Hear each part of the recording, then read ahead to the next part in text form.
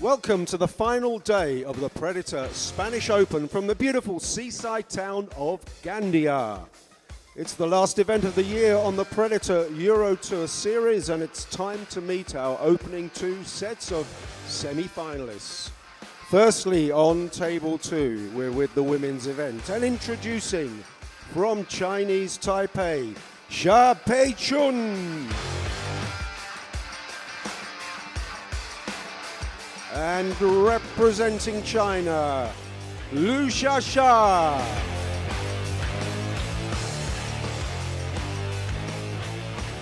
And on to table one, and it's the first men's semi-final, and it's an all-German matchup. Firstly, introducing Luca MENN and his opponent, FELIX Vogel.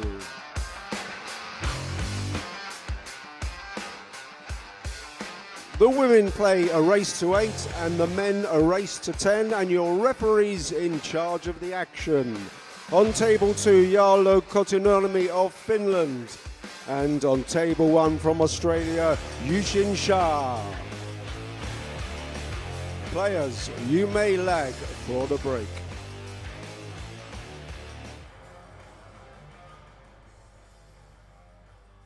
Good morning everyone, and welcome to the Predator Spanish Open.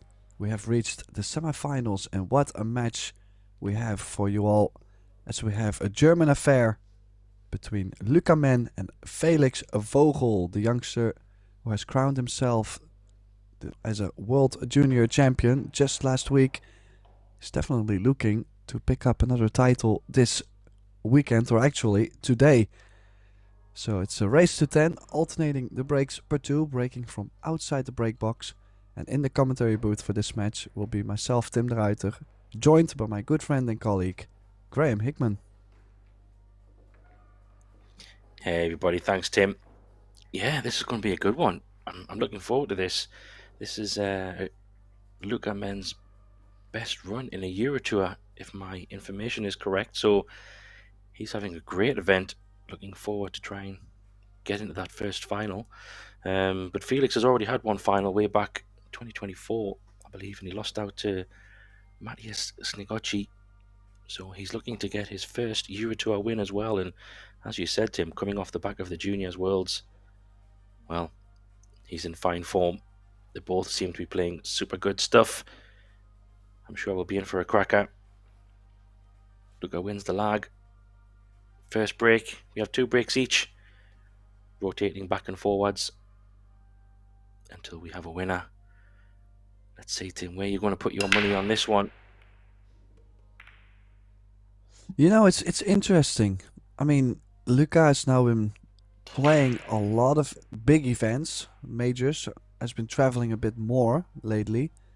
So I kind of feel like with the experience he has been gaining, maybe he has a slight edge over FELIX.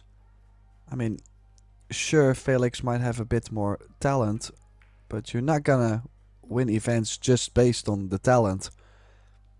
Now, I know that they know each other quite well too, so there might be some friendship or some, well, camaraderie at the table. So I'm just really looking forward to see how this unfolds. Yeah, the friendship thing's a funny one, Tim, isn't it? Because I know yourself, and I have as well. When you play someone you're very close to in friendship circles, it does make the match a little bit different. And what I mean by different is it can go one of two ways. You can feel a little bit of extra pressure because you're playing someone who you've played with a lot, and maybe behind closed doors you've had a lot of sets, and maybe one person gets the better of the other or whatever. But it can also make you feel a bit more relaxed, you think, Tim, because if you and I had played for months and months and months, then you get to know how the player is, right? Yeah, it makes it or breaks it. I mean, it's really in between. Can turn out either way, and this is looking like a great start for Luca.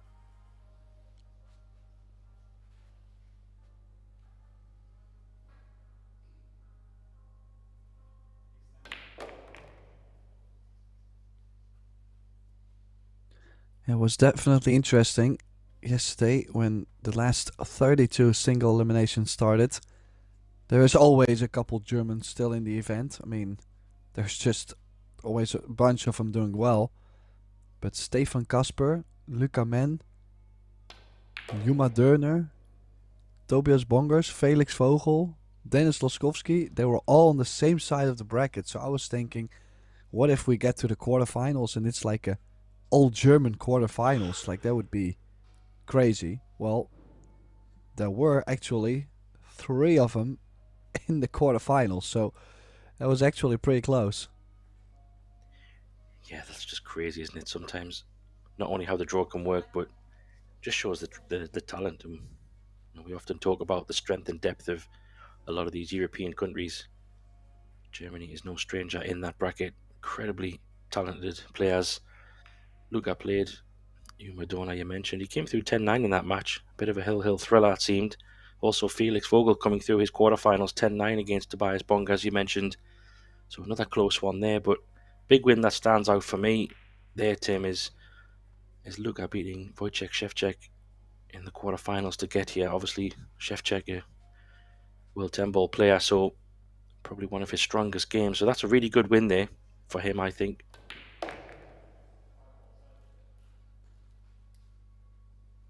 Yeah, and the opening rack going to Luca MENN. Starts off with a break and run. And I think if you can get the breakdown to where you're gonna make a ball, no funny kisses on the cue ball, well, I'm sure you can make 3-4 breaker runs in this race to 10. So we might be in for a lot of breaker runs, actually. He broke the balls great. Yeah, he did. And I was just going to say there, he's kind of setting the tone for the match, isn't he? To say, hey, look, I'm here, I'm playing good. You give me a chance and I'm going to run the balls. He looked very composed there, very smooth. He's quite a tall guy as well, so a bit of a height difference between Felix and Luca. Not to say that makes any difference on the pool table, Tim. I'm just saying it's in terms of like stretching or different shots. He had a stretch in that shot there where he leaned quite far over the table. But anyway, let's see. Second break. He'd love to get another break and run. That would be a perfect start, wouldn't it?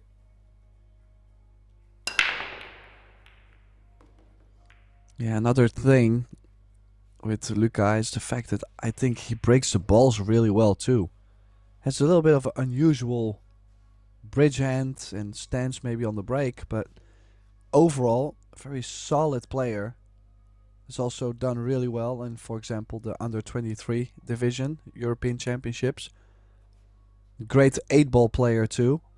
And that's the thing, like, breaking the balls like this in 8-ball, well, can be a huge weapon. This time he did not get the shape though on the 1 ball, so push out called. Yeah, I'm just wondering, is there an option here to play off the right side of the 1, Tim? Don't know if it's on. You have to be very slow. Just drop in behind the 4 is a bit risky. Well, just. I'm not sure if you can.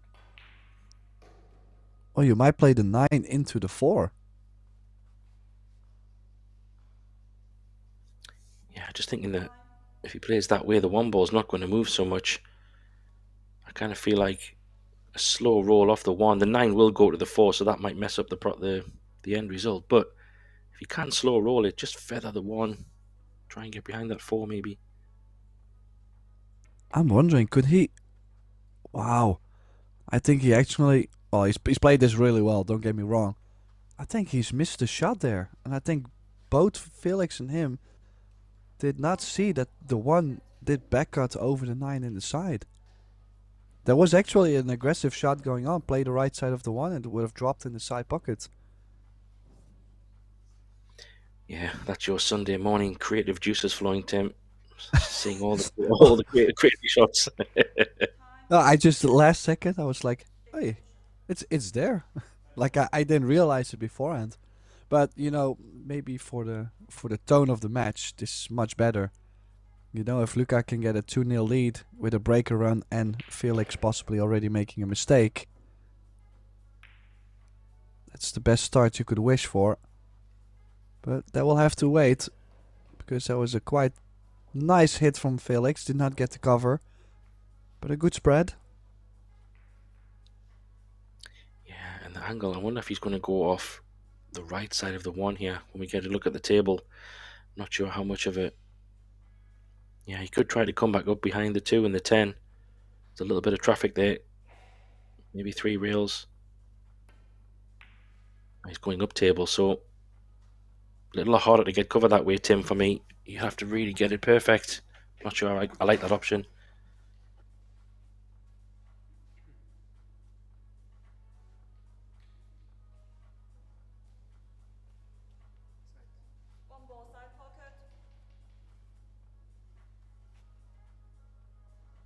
Referee Yushin Chow from Australia calling, I think, the upper right.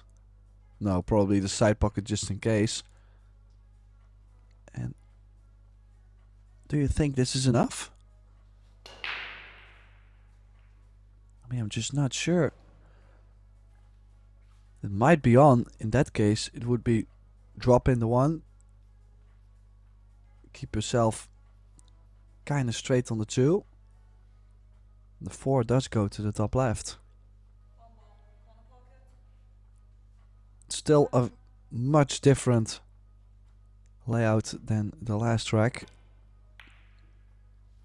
Well, he's turned it down, so maybe a bit of early nerves in this match. He's left it on.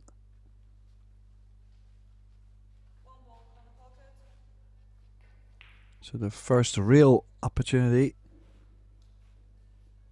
for the young man, Vogel, the Birdman, now facing this cut and would love to be kind of straight-ish on the 2 to the bottom left. Yeah, all about pace control here. Just have to drop this in, kind of. Oh, he's trying 2 rails. Bit more risky that way. He's played it really well though, hasn't he, Tim? Wow. On a string there, perfectly straight as well.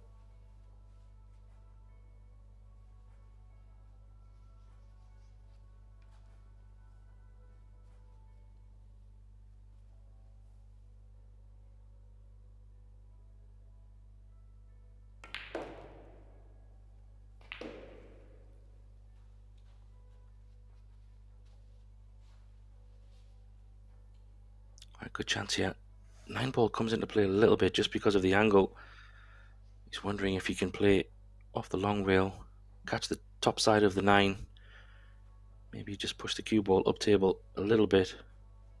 Should be okay here, Tim, really. I mean, he's going to have to flirt with the 9, I think. Otherwise, he's going to have a bit more of a thinner snick on this 5 ball.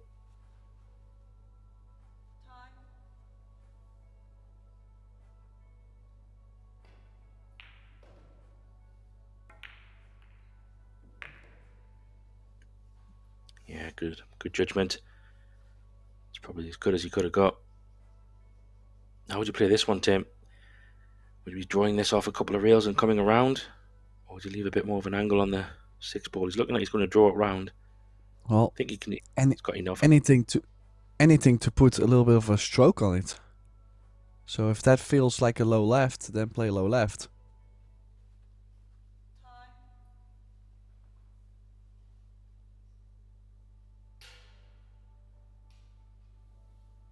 He's going inside.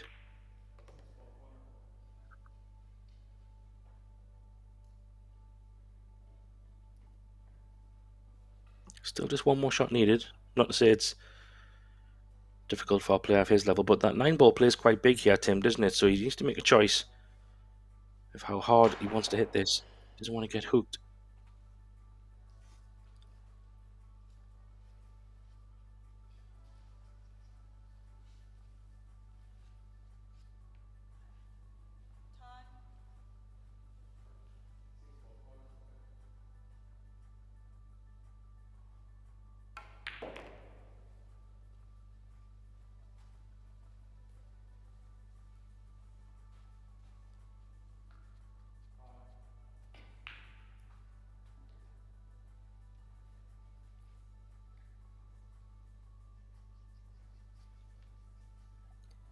Yeah, pretty good rack this from Felix.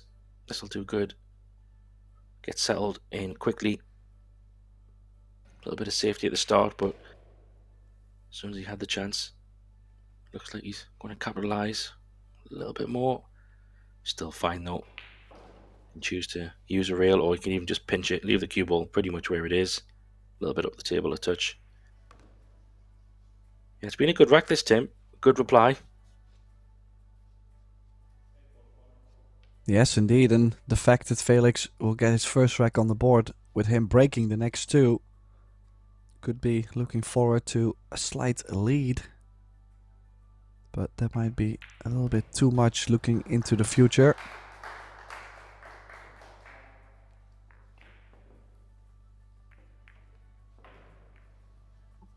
It'll be interesting to see how Felix breaks. We've already seen Luca, very good, solid hit. Obviously, to get this far in a 10-ball event, you must have been breaking at least pretty okay to get to the semi-final. So, and Felix has done quite a lot on the big stage and beat a lot of good players. He's a dangerous player, and he's going to be a dangerous player for a long time. Still very young.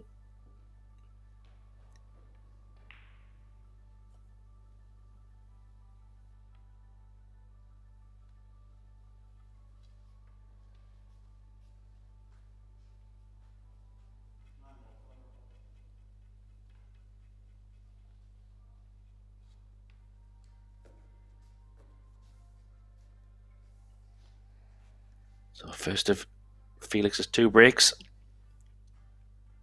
See if he can make a ball, get some shape. As a minimum, try to have control of the table. That's the objective. A pretty good hit. Looks pretty dry. A shot on the one. Yeah.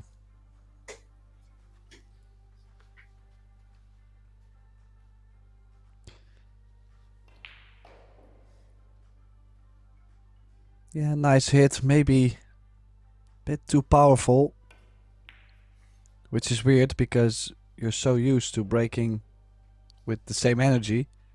And then you look at the balls and you say, oh, I have to break softer. Well, the second you start doing that, you start to go all over the place. So difficult to just change it. Does he have... Oh, he's got the jump cue out. I'm a bit surprised actually. If he goes full for the bottom left, I don't think he can hold the cue ball for the two.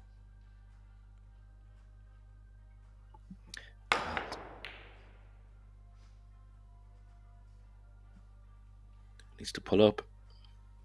It's not. It was a good jump though. Held the cue ball pretty well. Maybe just a little bit too hard, but from that distance it's always hard to judge the speed. 3-ball is in the way, but yeah, I think playing the combo is a little risky. Maybe a thin edge. Don't know if the 8-ball comes into play here. That's good. Well, I really like to go over the left side of the one. Sending the cue ball one rail to the left side of the 6. But this way he does have a bit more distance. Might have to see the jump cue out once again. I wonder if he can bend it off one rail, Tim. Kind of a kick and stick kind of thing. Might even send the cue ball a little bit to the left behind the 4. If he catches it half ball. Oh, he got it all wrong. Or did he? Maybe he didn't catch it all wrong. He'll take... What a result. Well, I don't think it was what he was trying to do. But you need a little bit of luck here and there. Yeah, the thing with 10-ball as well, Tim, isn't it? There's that many balls on the table. When you get to these early stages of a rack, if nobody's potted a ball, when you're playing these kind of safes, you know, there is 9 other balls on the table that can be your friend. So even though you might see a bit of a roll every now and then, it's not uncommon, especially with trying to get some cover. Little flicks off balls, it happens more often, especially in 10-ball.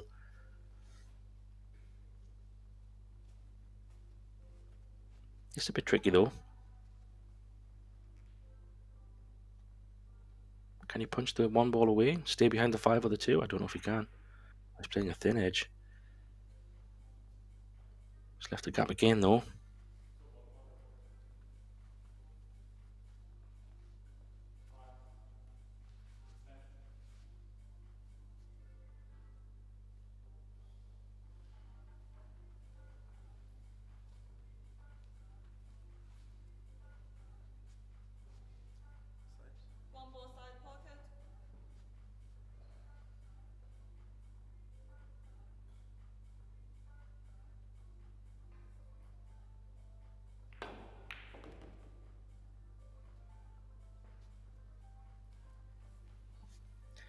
Yeah, a little bit low on this 2. Not sure if he can go forward on this shot. He might have to do a bit of a draw and take a longer 3-ball, Tim. Don't know what angle he's got. Not sure how much he can go around. Have to be a draw shot here.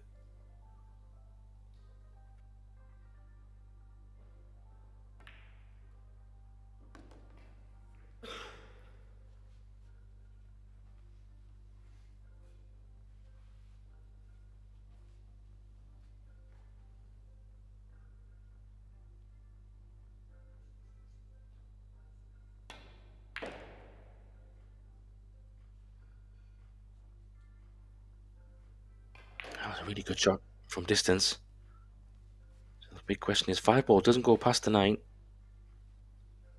So he has got plenty of angle to work with. He's going to come down for the centre pocket here, but that 6-ball comes into play, Tim, doesn't it, position-wise? This is not so straightforward.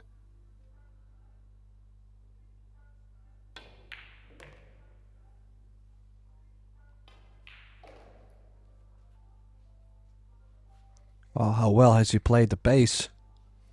I mean, he's landed a little bit off, but the overall idea of the shot was very well executed. Just as this one had to come up with a little bit of a shot. Yeah, he's taken that 2, 3, 4, and 5 really well. They were far from easy in terms of, well, connections. He's landed a little bit straight on this, maybe. Might be able to draw it out, because the 7 doesn't go past the 9 again, I think. 9-ball's a bit of a problem, but he's overscrewed this, or underscrewed it, if you want to go for the side. Wow, this is a little bit more tricky, Tim. Oh, he might be on the scratch. If he doesn't elevate the cue.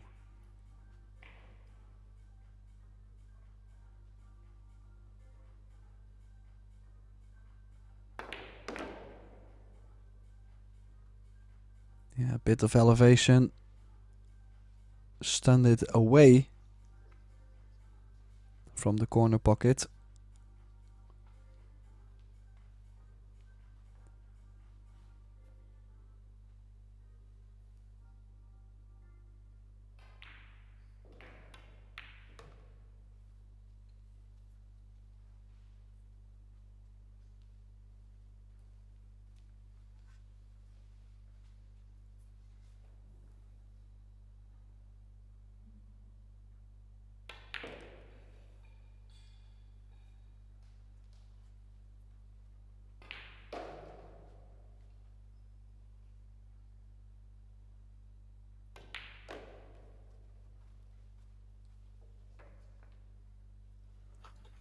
Well, that was a great run from there, Tim.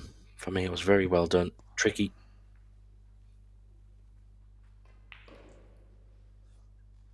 Well, just like I mentioned, Felix technically had 2 opportunities with the break to take the advantage. But Luca now securing at least a 2-each scoreline till he breaks himself. Yeah, and if this is how Luca's been playing throughout the tournament, I'm not surprised that he's in the semi-finals, or at least making a good run. When the balls are straightforward, he seems very composed. When they're a little bit tricky, he seems to find a way. That's what you need to do to go deep in these events. Big break coming up for Felix. Love to try and make a ball here, and like you said, Tim, try and get it to 2-2. Because with this 2-break per player format, and seeing how Luca broke in the first couple, this rack could turn into a bigger gap. Should Luca be able to capitalize on any of them if he can win this, but he's got to break first. Let's see if he makes any changes or continues as last break.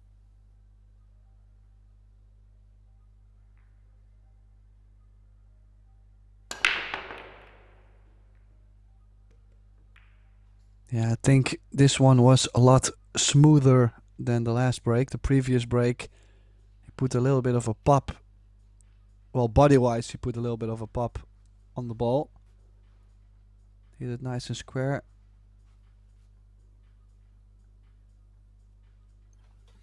Yeah, that 9 ball kind of tracked pretty nice into the side. I'm always looking for the trajectory of some of the balls towards the corner pockets and around the table. So he hit them, yeah, pretty good. 10 ball was at first glance wondering if it was too close to the side pocket to drop it in. Oh, he's going to catch a 2, but it'll work unless it goes in. Oh, that's not good. Definitely didn't want to do that. This is a bit of a tester. Yeah, the only good thing is the 4 ball is pretty close to it, so maybe you can just concentrate on the pot and have some shot on the 4. But that 10 ball, Tim, it looks pretty close to the side pocket. At first glance from the overhead, it looked like it was okay. It does go in the top left corner, but bottom left corner is not so favourable. Well, maybe not. Oh, he's missed it though. Anyway.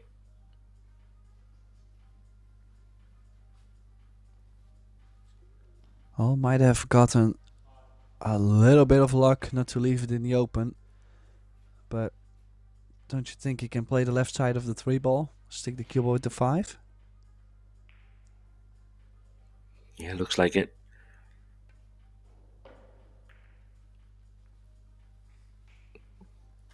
Yeah, that'll work. It's going to have to be an up and down again for Luca, I think. Sorry, for Felix. Similar shot he played a little bit earlier. I would think so. Oh, can you see the edge? He's going to try and play it off the long rail. Wow, this is tricky. These are hard to judge.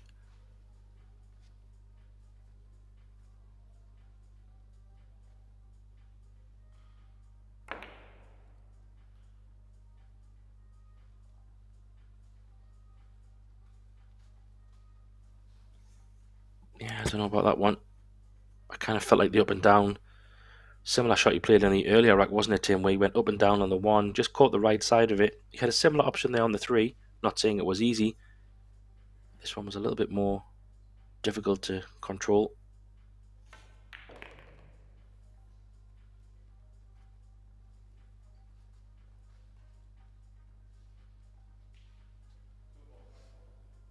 He needs a shot here, Tim. 4 to 5. Not a big fan of the combo. He might have to take it unless he has got an angle.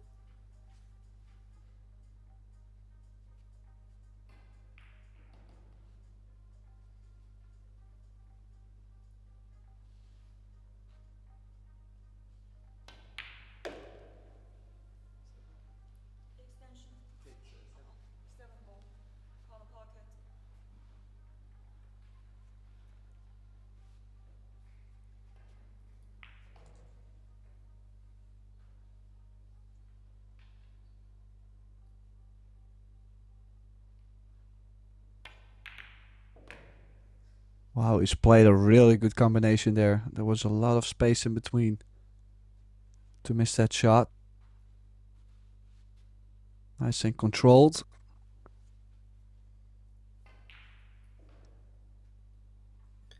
Yeah, that was tough. Didn't really have much of a choice, to be fair, Tim, did he? But his 10 ball still remains. Oh, that's not a good shot. He's caught that all wrong. Yeah. Do you think he was trying to play the bump? Because I actually like to play that little bump, pushing it over to the bottom right, but very possibly was trying to just slide by and called it wrong. No, I think your first comment, judging by how he went into the 6 ball, I think he tried to play the bump, yeah. Looking where the 10 ball and the 8 ball is, he might want to go for this. I know it's aggressive, but it could be worth the risk.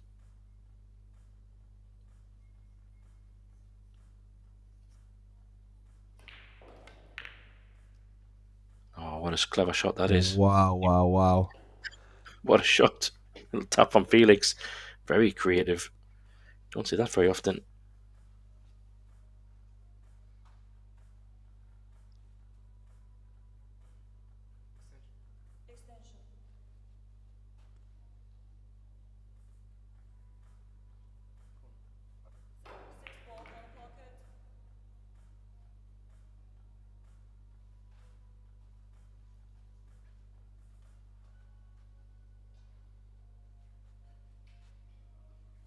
Well, he's called the 8 in the side. I kind of like to play this straight back, like top right corner, and go for the bank. It's not laying too far off. Pretty straight hit. Yeah, because if both players keep leaving the containing safety, someone's going to have to go for a bank at some point. So why not now? He's missed it though. Oh. Where's it going to finish?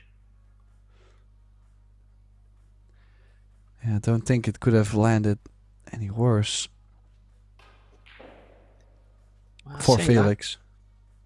Yeah, he's going to have to. I don't know if he can avoid the scratch. He must be able to. He's straight down, so he was more than fine. But this 10 ball, like I said at the beginning, Tim, it is sitting in a little bit of a strange spot. Of course, it's potable. It's going to have to come probably underside. But he does need to land pretty straight. It would make the pot so much easier. If he's got too much angle, it's missable.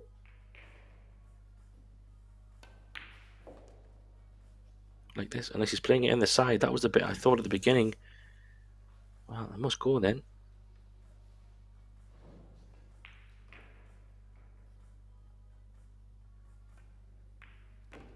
Now that's where the camera is deceiving Tim. That looked way more difficult than he showed us, but goes in the middle. And yeah, there we see the mistake at the beginning. I say mistake, you can say unfortunate, but he didn't want to catch the 2 ball. And MENN takes a 3-1 lead. With breaks to come, Tim, this is where momentum can shift a little bit. If Luca can convert both, or at least one of those racks, he knows he's going to have a lead no matter what.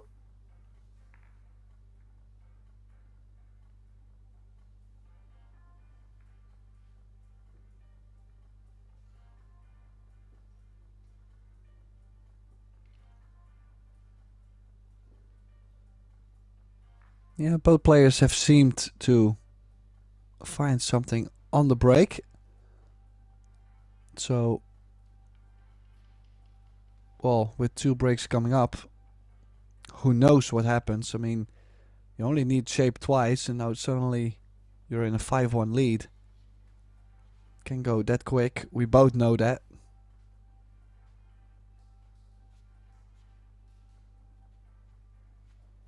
Yeah, definitely. Let's see if he can get similar breaks to the early ones. First one was pretty solid. A lot of balls bouncing into each other. This could be dry. He could find himself in a bit of trouble. One ball's not potable, but the balls seemed to just didn't open up there. They were bouncing into each other, weren't they, Tim? We'll get a replay here. Like a lot of little kicks and bounces, and you see nothing really threatening a pot at all. Well, I think I just put on a curse saying how well they broke the balls, or starting to break the balls.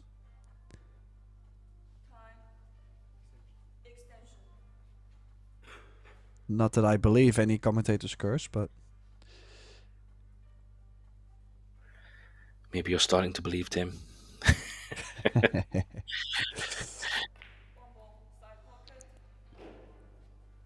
Well, he might be playing the 1 off the 7 in the side, or, well, that's his intention. I'm not sure if it's laying ideally to play it.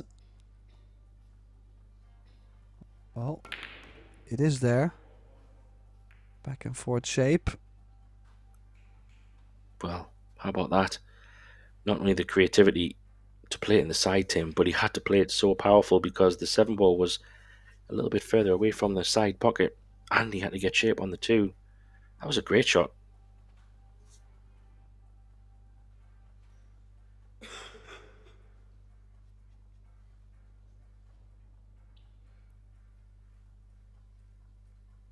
Of course, the other ball was flying around the table, so you didn't know what was going to happen, but nonetheless, he went all out aggression. 3 balls on the other side.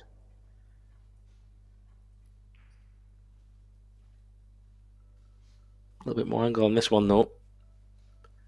Probably key shot coming up here, Tim, because if you can get nice on the 4, 6 ball there, you see, does go in the top right as well. It's pretty close to the 5, so key shot coming up here. I don't know if you see any other problems, but 4 to 5 is probably key after this. Well, maybe even a 5 to 6. Just really depends on, are you getting straight on the 4 and not able to get straighter on the 5 ball? Oh, he's missed a 3 ball. Possibly just because he's trying to hold the cue ball there. Yeah, a little bit surprising saying that 3 ball from where it wasn't a gimme, as in, it needed a bit of care, and maybe like you say, he was trying to get the position. So what a chance for Luca here.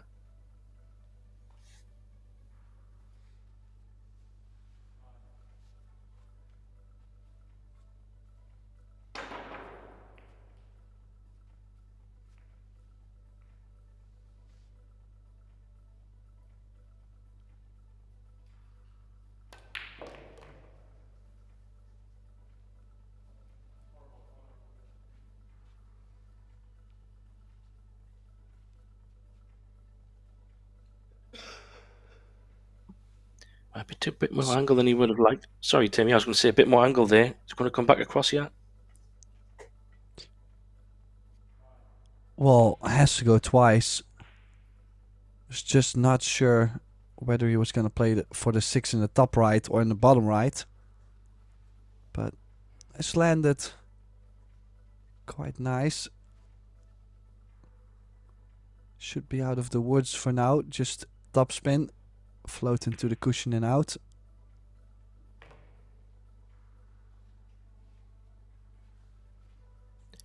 Yeah, that was a pretty good shot to get back on the 6 there. He landed, well, you could argue not far off ball in hand, or he's landed perfect to get on the 7.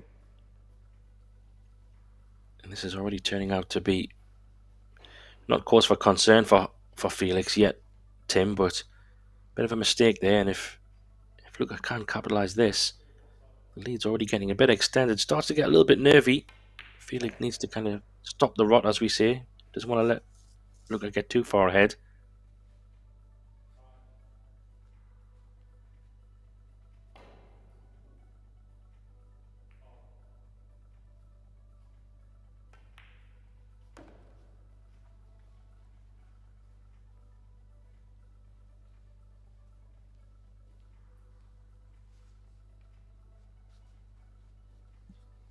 Yeah, I got a question for you, Tim.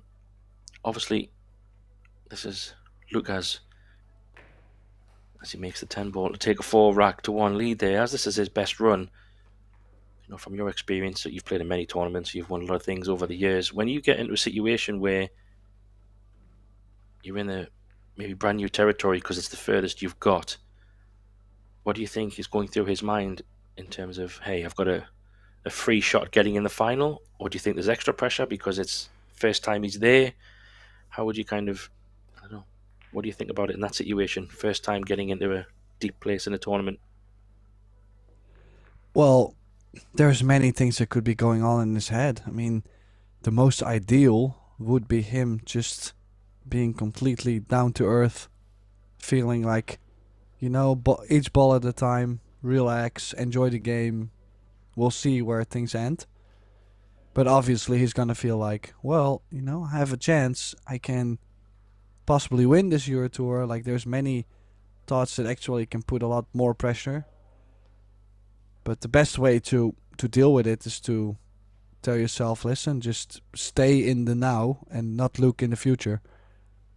Then again, it's always really easy to do so, but, well, yeah, just keep looking at the balls, keep staring them down. Don't look on the other tables or in the crowd or anything. Just stay in what you're doing right now and just, well, try to do that as best as possible. Yeah, some good points there. Always just curious to hear other people's thoughts on it. I think myself, similar to some degree. I do think he'd be excited to be in this moment, and right now in the early parts of the match he'd be feeling pretty good. As it gets a little bit closer to any kind of finish line, if he gets there, then maybe it'll start to creep in his mind, hey, I've got a chance to get into the final, my first EuroTour final. All those kind of things would creep in, but just not yet. Like you say, stay in the moment. But another dry break. Could we see another creative shot in the side again, Tim? Or maybe he just plays it clean this time, unless he can hold for the two. He's looking at it again.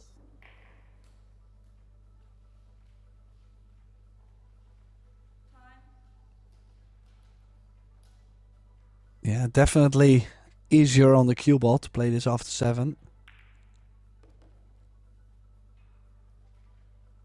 There you go. I have to say, the racks have been laying quite alright after the break. I mean, obviously, with breaking from outside the box, it's also easier to put the balls towards one side on the table after the break. But as you can see, no clusters in this rack. Maybe a bit of work trying to stay straight on the 8 to get to the 9, but this should be one that FELIX capitalizes on. Yeah, I was thinking 8 to 9 as well.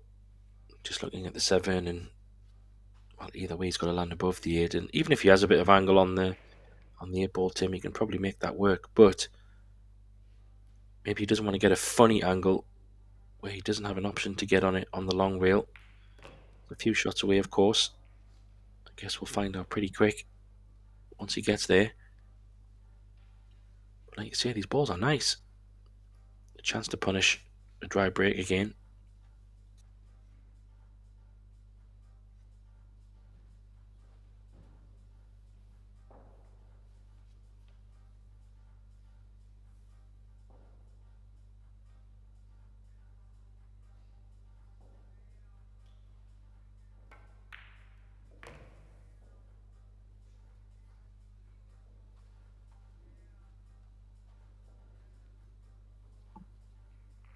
Yeah, key shot here. Even though he's potting the 6, needs to make sure he leaves a good angle on the 7 to get over for the 8.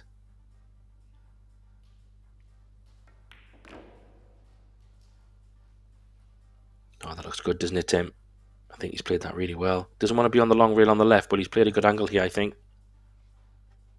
Well, it looks indeed like he's got that small angle to stun over just slightly. But still, I mean, it's not easy to put yourself straight in on the 8.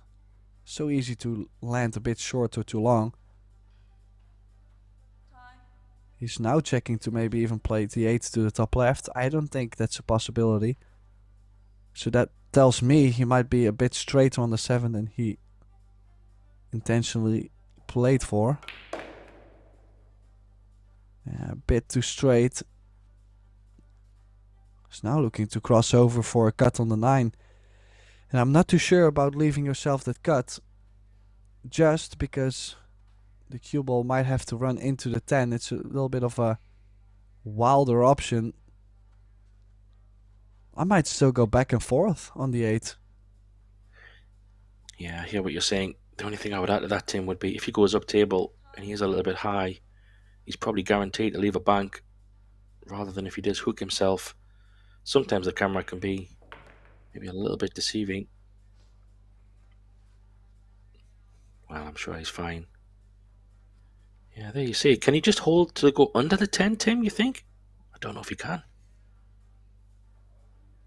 No, I wouldn't think so. I think I would play a soft bump into the 10. Yeah, good It's call. landed all right.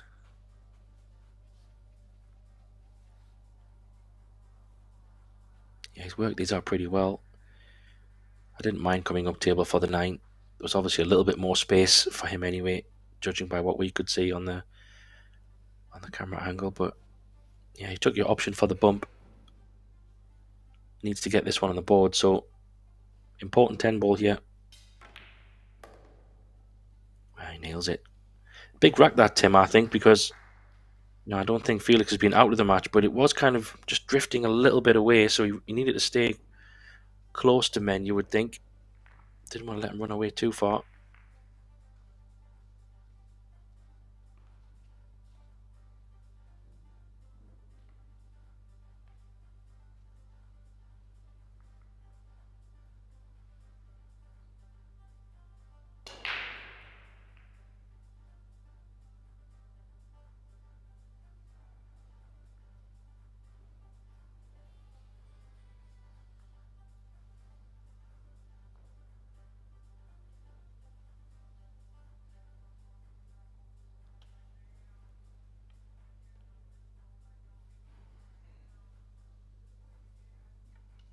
Well, that's it for Luca MENN on the break. Felix now coming up with 2 breaks. Possibly to tie the score at 4. Don't see a reason why it could not be possible, but on the other side, we both know what's necessary to be even able to make this a 4 each match.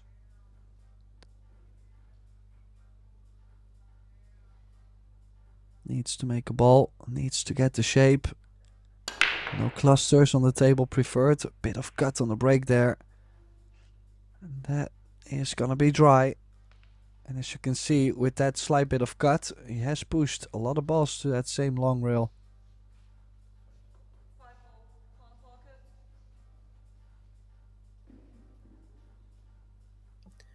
Yeah, but he does have a look.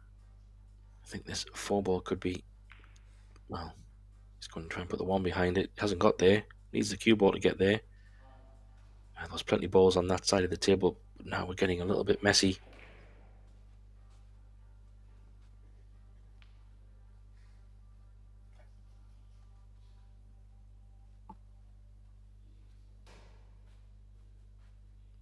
Yeah, we could be in for a bit of safety play here, Tim. 3 balls not in a good spot either, so he's trying to go a couple of rails and flick off the right side of the 1, it looks like.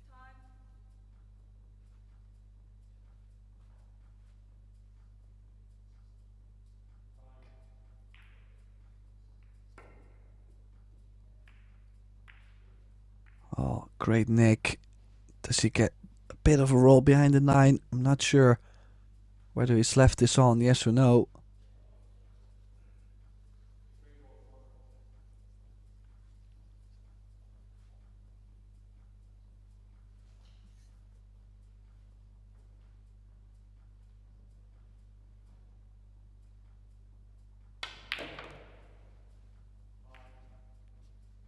Oh, he had left it on.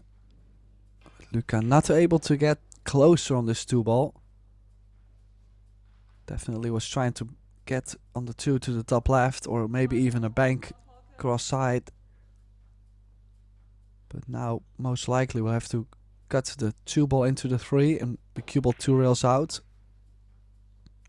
Behind the 4-6, just gotta watch the scratch. He might have left an edge of this. Yeah, you can definitely see it. Is he going to have to take on the 8 here, Tim? Might not have an option.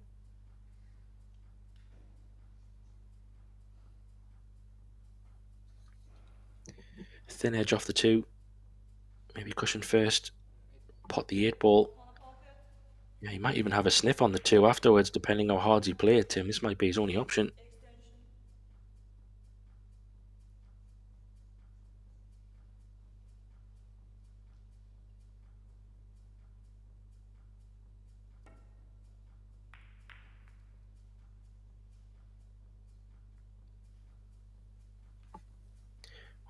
was just about to say, he's probably a little bit happy the 8 ball didn't drop. However, does that combo look wired to you, Tim? It looks like it was on from the first glance.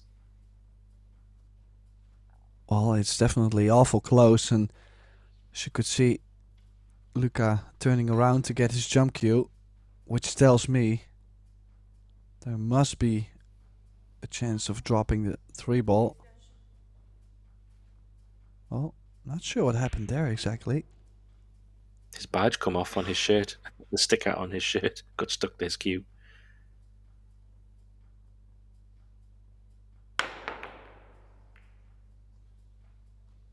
Oh, yeah, too much of cut. There you see his patch on his jersey just came off, got stuck to his cue. I'm sure he'll be fixing that. A little bit of maintenance.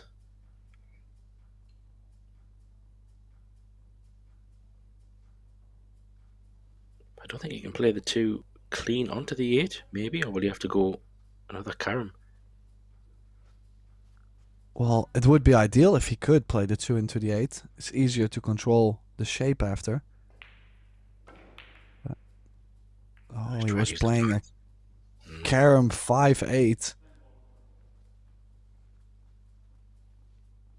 Yeah, both wheels coming off for both players, actually. Feel like they're both starting to realize things. As Luca is 4-2 up, he's realizing he's got a slight lead. What if he pushes it maybe 6-2? Then he's a big favorite for this match. Then FELIX is possibly realizing the fact that he's down slightly, trying to make something happen. I mean, that's the usual things happening when, well, you're in the semifinal of a big event. So many easy thoughts that can happen, and he's completely missed the 2 ball here, Graham. Yeah, those are a bit tricky, though, aren't they, Tim? When you're trying to catch the razor edge or the thin edge of it. You get a good replay here. You only just missed it, and can maybe make you look a little bit silly that you've missed the ball, but he was trying to catch the extreme edge, so always a chance of that. However, since all this bumping and jumping has been happening in the last few shots, table's opened up now.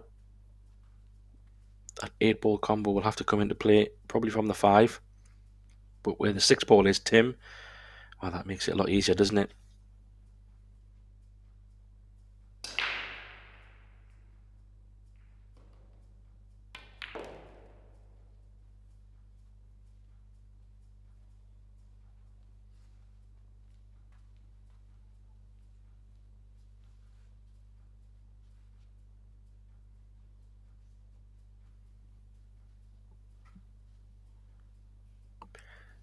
He's going to put a little bit of power on this. Maybe come down the left side.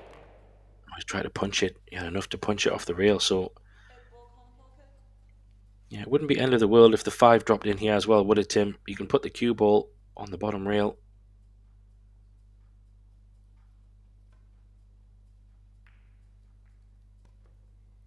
Well, he's played it in such a way to leave a bit of angle on this 5, so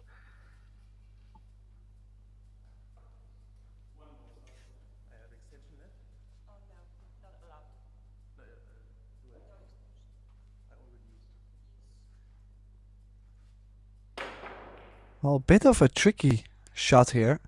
I mean, you should say he's guaranteed to have something on the 6. But the 9 does come a little bit in between to give him the natural angle to drop down for the 7. And he's now run into the 6. Was really trying to bring the cue ball in between the 6 and the 9. I'm not even sure if he has the cut. He might have to bank this and draw the cue ball to the 7, unless no, he's gonna play the defense. And oh, Graham.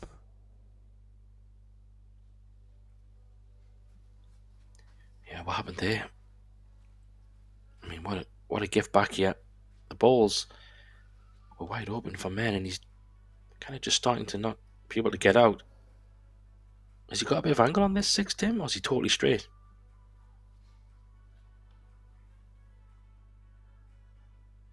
Yeah, good question. I mean, I think he's actually straight. Maybe he cheated the pocket just enough. This is huge too. I mean, imagine Luca going up 5-2 with him breaking once more. No, that's not true. With FELIX breaking once more.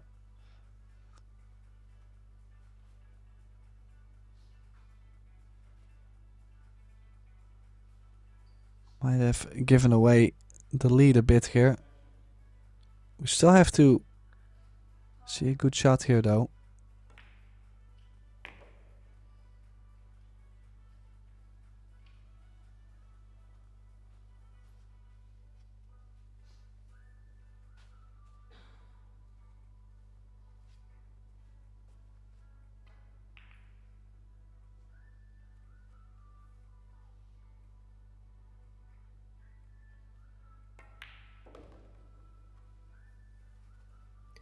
Yeah, this is just what FELIX needed. He's pulled a few back here. Look, I'll be a little bit, I'm not going to say frustrated or worried or anything, but he'll be a little bit, yeah, disappointed that he hasn't capitalised on a couple of chances that he has had in a few racks. I definitely think that last one was a good one. He would have maybe taken that one out most of the times, but a bit of a miscalculation. FELIX won't mind. Gets him back within 1. So a moment ago, Tim, we were talking about, distance and maybe Luca could be pulling away a little bit here. However, it's going the other way. FELIX is battling back.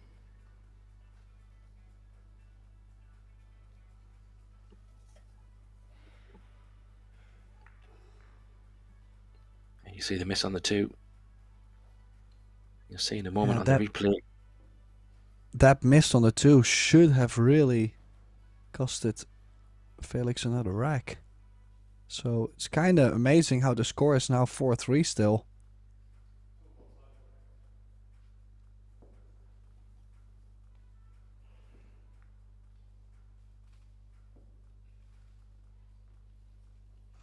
And here's the schedule for today.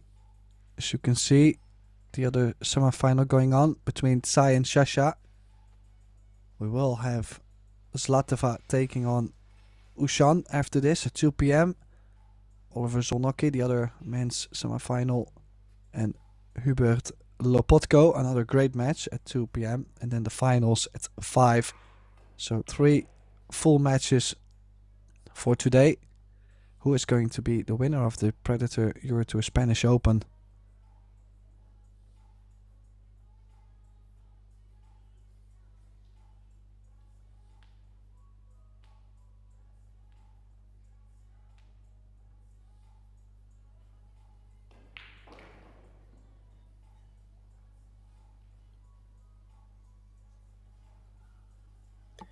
Yeah, so plenty of pools still left to come today. But as you're saying, Tim, today we'll find out who will be the champions. And this is the last event of the EuroTour schedule. However, not the last event of Predator events. We have the Pro Billiard Series coming up in Jacksonville in a couple of weeks in Florida. That will be the last event of the year, Tim. And then it's probably time for a Christmas break, I would think. It's been a busy old year, hasn't it? Yeah, I think all the players, organizers, productions, commentators, I think everybody needs a little bit of a break. I mean, the year is ending, Christmas time, but we still have the World Women's 9-Ball Championship in Jacksonville, Florida coming up. I do believe that's in 2 weeks' time. So we will have another event coming up with the Pro Billiard Series. But then really, I promise, we're going to have a Christmas break. A well-deserved one. And speaking of breaks, Tim, the players have just taken a little bit of a time out. So we will do the same. Tim and I will be right back when the players rejoin. Be back in a few moments. Don't go anywhere.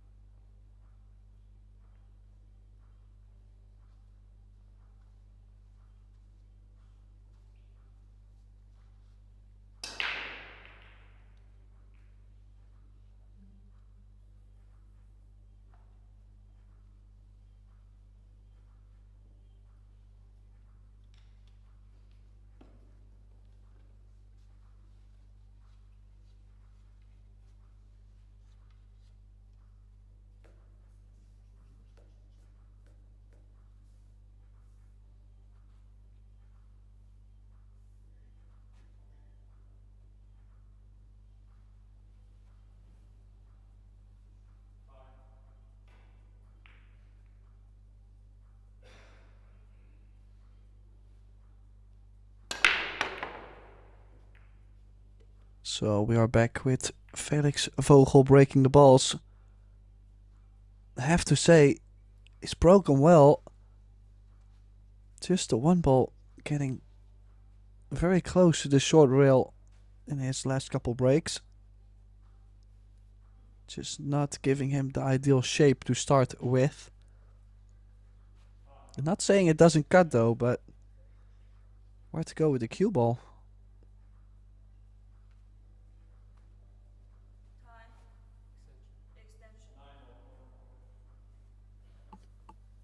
Yeah, it's a bit of a stretch as well. I'm not sure if he's leaning over the 9 ball and the 10 ball. Might cause a little bit of a problem, but maybe not too much. Yeah, you're right on this too. Is he going to play for a bank, or is he just going to pot it and play safe? Because it doesn't look like it goes anywhere unless he wants to put it in this bottom left corner somehow. Maybe he's going to try to hold it. Don't think he can. Overcut it a bit.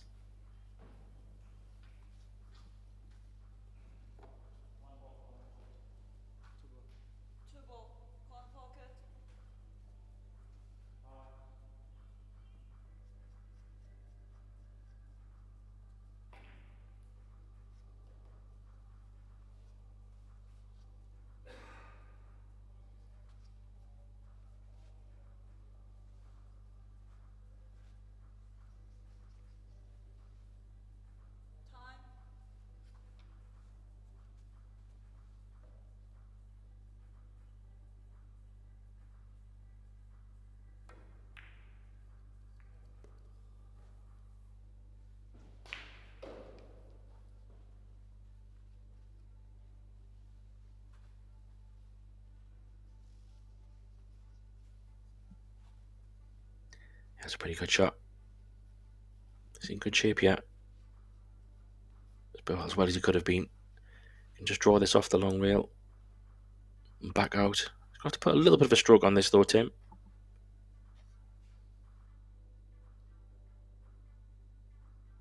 Yeah, as you can see, awkward cueing. Look at his arm. Almost touching the 10. Touching it would be a foul. Smashed nicely. We are looking at a possible 4 each. And that's all due to that mistake from Luca, where he should have made it 5-2.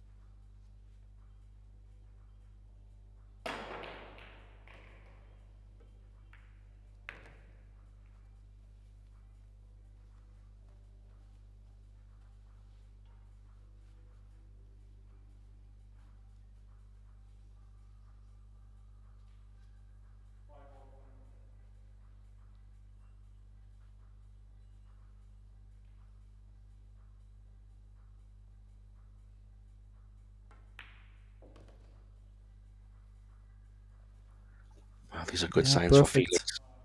Sorry, Tim, I was just saying it's good signs for Felix. I'm not going to say worrying for Luca, but the momentum's definitely shifted. 4-1. Luca was flying.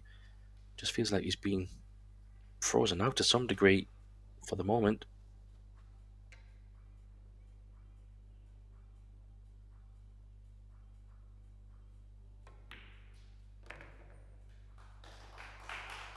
Yeah, momentum shifted completely to the youngster.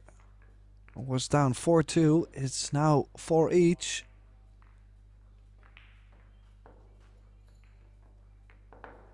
Definitely not an easy run out. But he's made things work. So a break a run will also make him feel a lot better. He won't be breaking though. Break goes to Luca MENN for the next 2.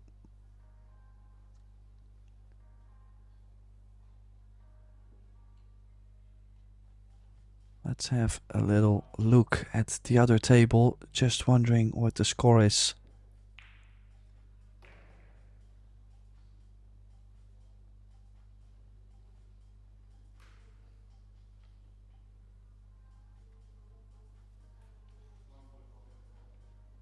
score on the other table between Pai Chun Tsai and Lu Shasha. Shasha now up 6-1 in a race to 8.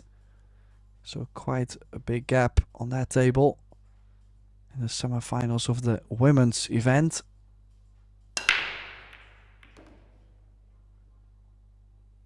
Well, Luca making a ball on the break. Cue ball got kissed instantly. And this is one of the differences I feel with Luca's break, is the fact that the one ball is dressing up a bit better over the corner. So even if he gets hooked behind the two ball, he has the jump to make something happen. And as you can see, he doesn't even need the jump cue. So we could be in for a great reply on Felix's break and run.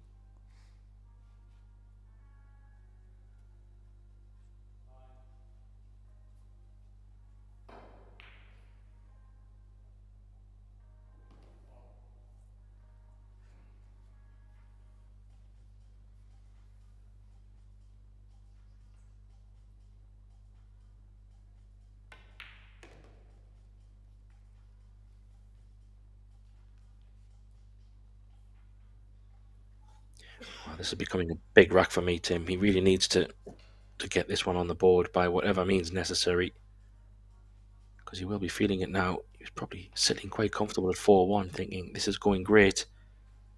All of a sudden, he's under the pressure at 4-4. Still very early in this match, race to 10. So we're not even at the halfway point, but he's overcut that.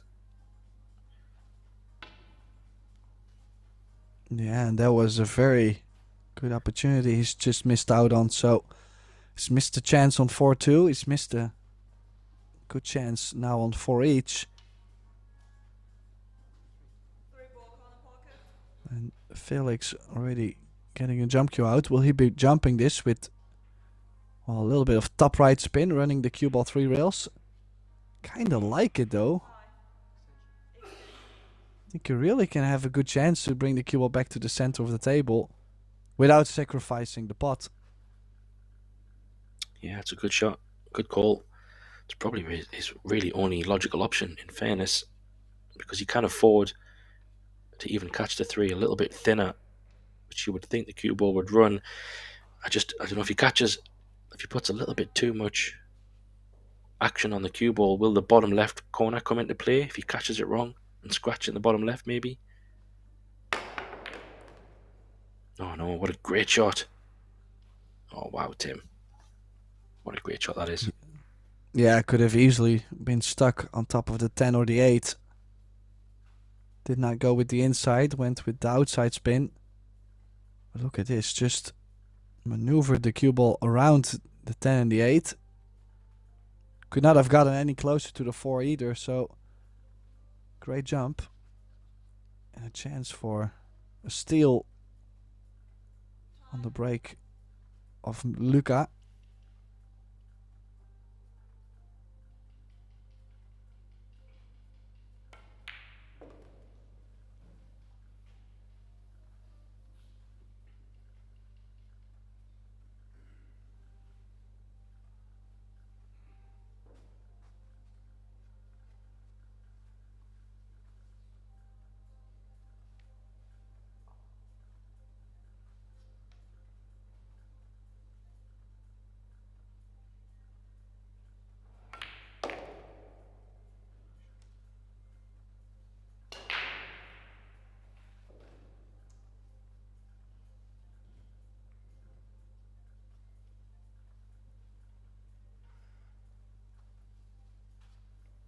It's going to hurt this one, Tim, because another chance has gone begging for MENN.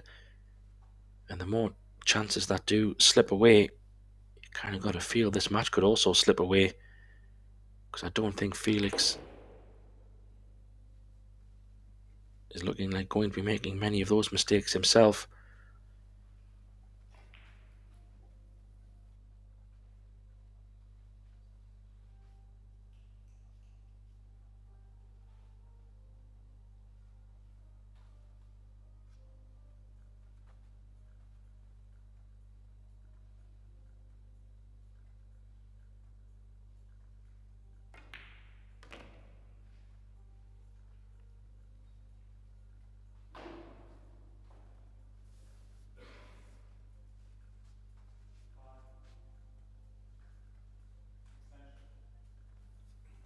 bit thin here. Similar to that 3-ball he missed not too long ago, wasn't it, Tim? Not sure. I'm not saying it'll be in his mind, but he will give this a bit of extra care. Big moment in the match, this, to get ahead.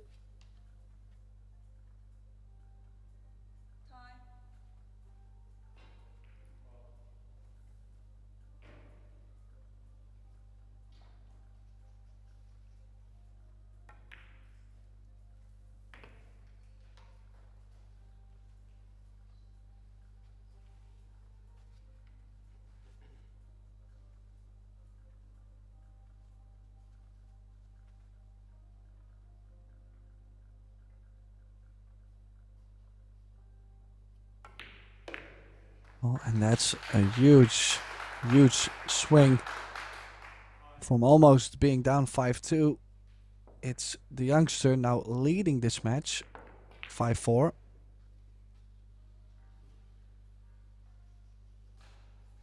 I kind of feel like things are starting to look a bit bad for Luca. Not sure how he's going to cope with this, with this disappointment. It's a big question. There might be no problem at all, but he might start to feel down. He's made 2 crucial mistakes, giving away his lead, potentially being down 2 games.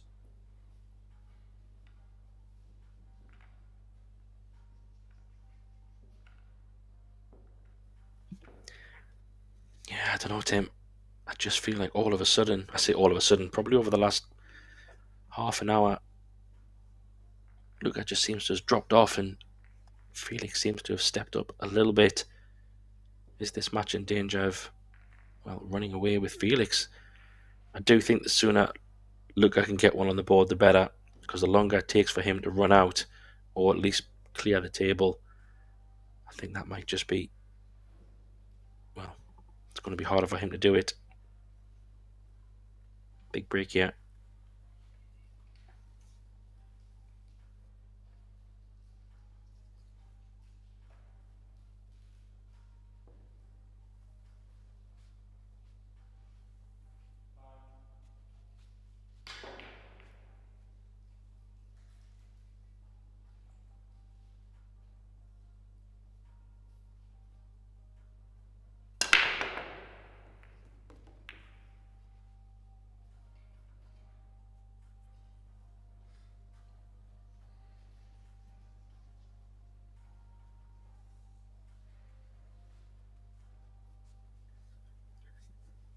That's a pretty good break. Lost the cue ball a bit though, Tim.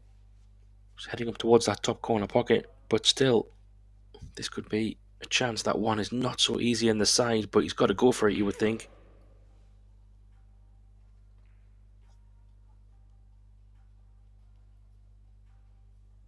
Well, do you really? I mean, I wouldn't be surprised if he had played a safety on it with him missing 2 opportunities before. And you can see the affirmation on his face there. It's like, oh, sure, yeah, leave him straight in. He is not in a very good position mentally right now. I mean, not in I don't mean it in a bad way. I'm more saying you can just see that maybe he should have turned down the aggressive shot on the 1 ball to the side.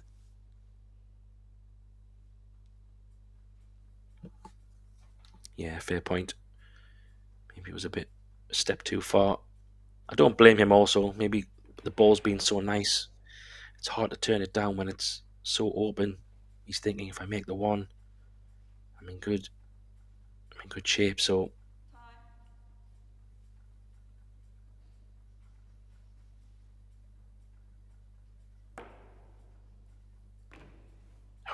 well, the way the 1 ball and the cue ball finished up, even though he had to mass it up, it landed quite nice for him, really, didn't it? Just had to jack up a little bit.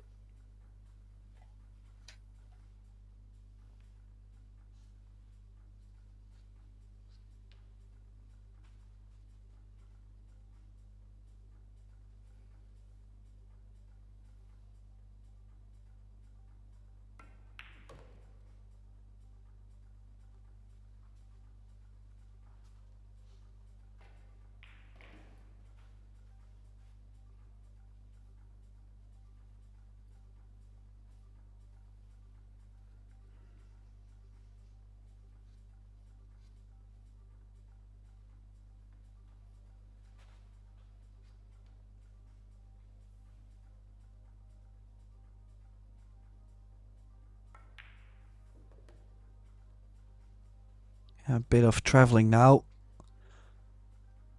It's gonna play to the left side of the 5. 3-rail shape. Vogel and a really... Well, in a big opportunity actually. He's got a great chance to get this 6-4.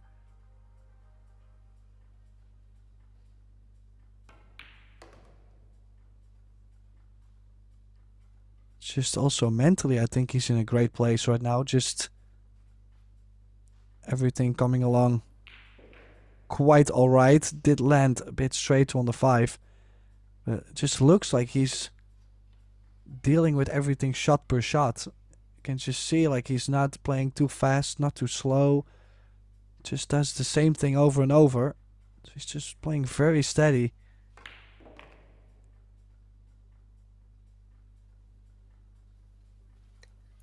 Yeah, he's getting into a groove, isn't he, though? Which is dangerous. Because as we know too well, once he's in full swing, he's such a good player to watch.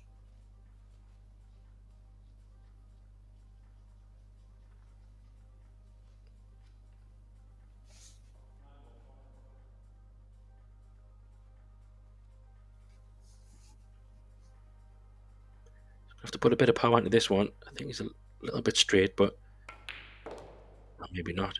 He had enough just to stun it over. Well, that'll work just fine. Yeah, I'm pretty sure. Should Felix take these out, which is high percentage. Worrying signs for Luca here, especially with breaks changing. Just know how the pool gods work, don't we, Tim? The match has kind of shifted. Felix seems to be getting things going. Luca can't get anything off his break. And I know I'll say this to you because you don't believe it in commentators' curse and those kind of things, but what's the odds on Felix having a really good break in one of his next 2 breaks? Break and run or something to really turn the screw. The pool gods generally punish you if you're not taking the chances.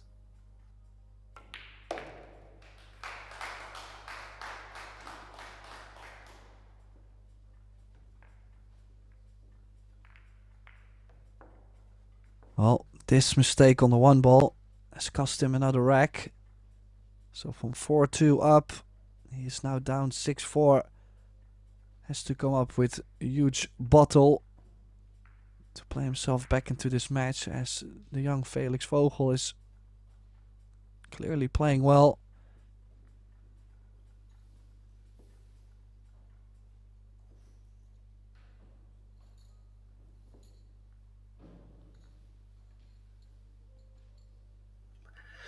So just while the referee's setting up, Tim, obviously we're down to the semi-finals. We often talk about who's going to lift the trophy, who's going to win. So out of the remaining 4 men's, where are you putting your betting slip or your hat?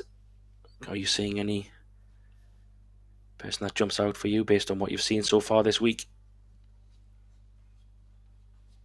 I think we are just in for a fantastic conclusion of this event. It's difficult. I mean, a lot of players are close to each other. So it's difficult to pick someone. I mean... You always sit on the fence, Tim. I never get a name from you. I will one day. It's all good. Well, I mean...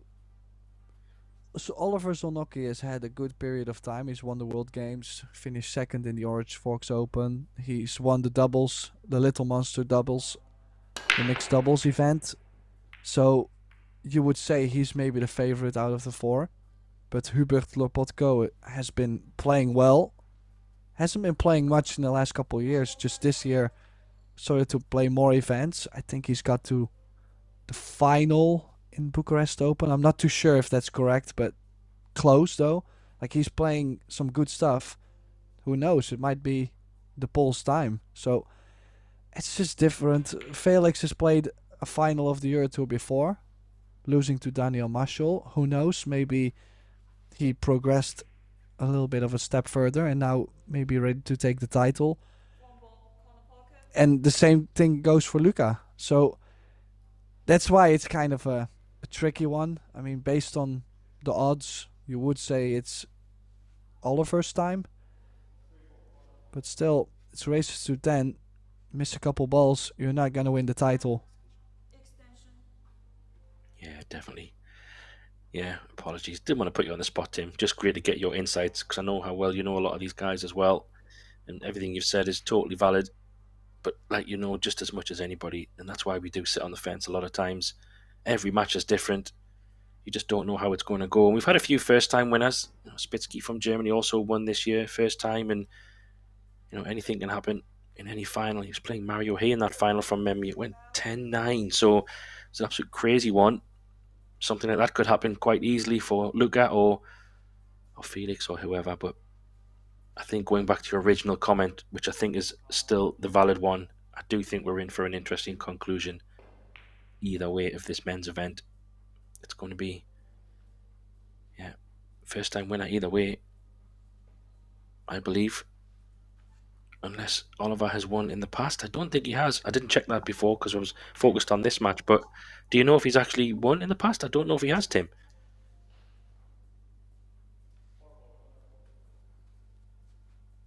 This is me trying to dig very deep in my brain at the moment, and nothing is coming up as far as I know. But He did. I just quickly checked. He won last year in Turkey. He won, yes, he won in Turkey, his first one. I remember because I did mention it in a match earlier this week. So he has won already. So as a previous winner, that's got to stand you in good stead as well, to add to all the good things that you mentioned. So, yes, all signs lead a little bit towards Oliver. However, and there's always a big however in any pool match, the other three players are firing on very good form at the moment. He's playing a bank and safe team on 9-ball, not 4-ball.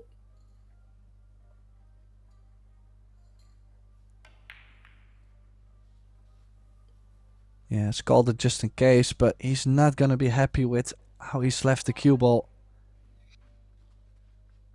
As you could see, Felix instantly looking to go over the left long rail, so a bit too easy of a hit.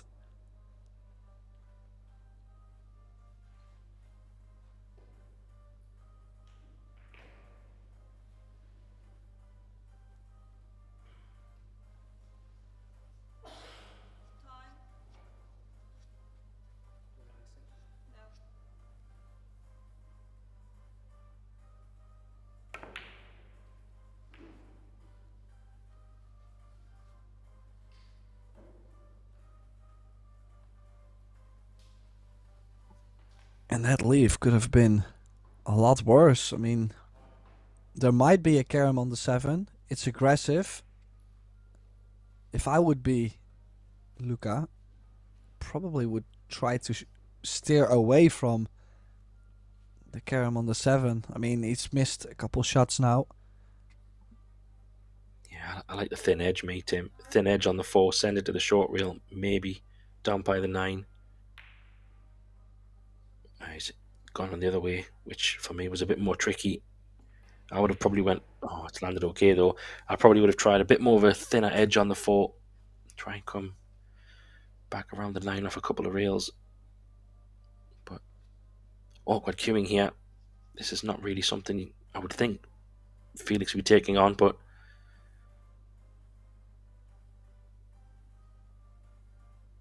could he risk thin edge on the left, Tim? Try and send that 4-ball. The 6-ball comes into play, but can he go thin edge? Oh, he's going for the pot, so maybe he fancies it. It could also just split the balls. Yeah, just like this. You know, you're queuing awkwardly over the 5, so keep it simple. He's actually done more than keep it simple. He's played a great safety. Might even be frozen to the rail. No, not frozen to the rail, but with full cover on the 7 and with the 4-ball being so close to the rail first is a bit smaller. Not saying it's impossible, but as you can see, it has to curve into it.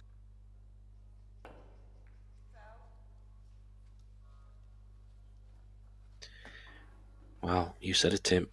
Not only did he keep it simple, but he got a full ball hook, which forced Well, a bit of an unexpected error. You would think the swerve just kicked in a little bit earlier. Bit of a misjudgment, you would think, but very well deserved from FELIX from such a good safety shot. All kind of stemmed back from that safety shot. Luca appeared a little bit earlier, and you said, yeah, he didn't really leave the cue ball in as difficult spot as it could have been. What a chance for FELIX here to extend even further, Tim.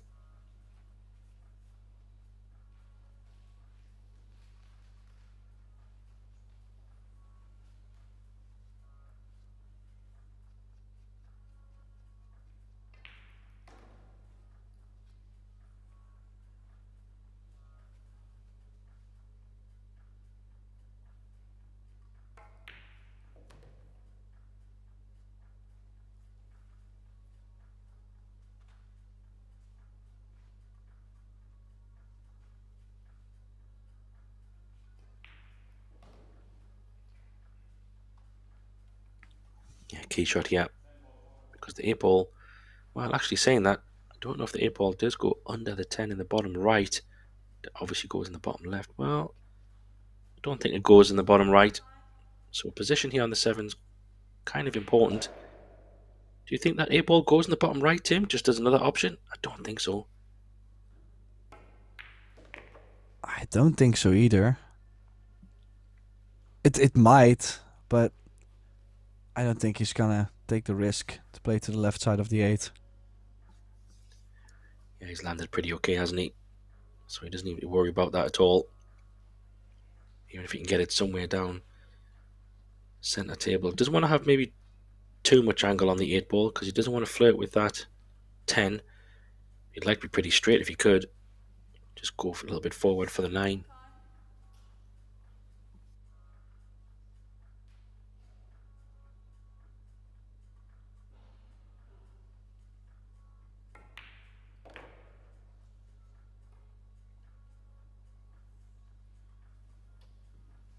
Well, is there a bit of drama left in this rack? Can he actually pull this back across to the other side of the table? Well, from that angle he can. A little bit of a thinner 9, Tim, but he's ran the cue ball a little bit further than he wanted.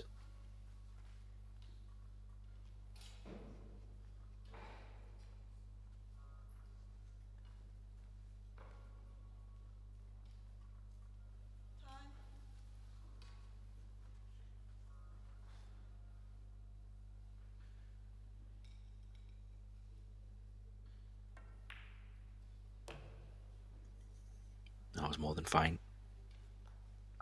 Looked like he had a little bit more angle, but was able to drop it in. Yeah, worrying signs this, Tim, isn't it? Match is just starting to run away from Luca, it seems, at least at the moment.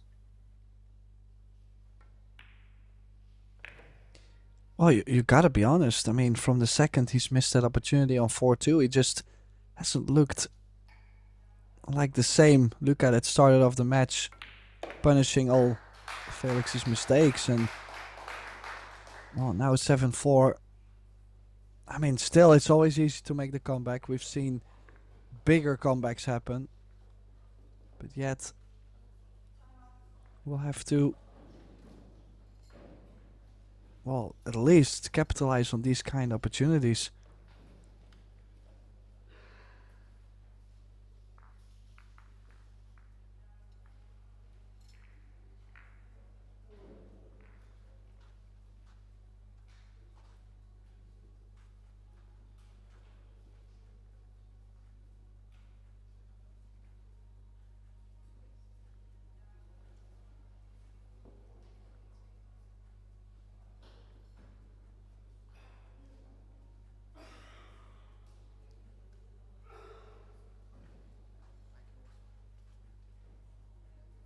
I think we have our first women's finalist, Tim.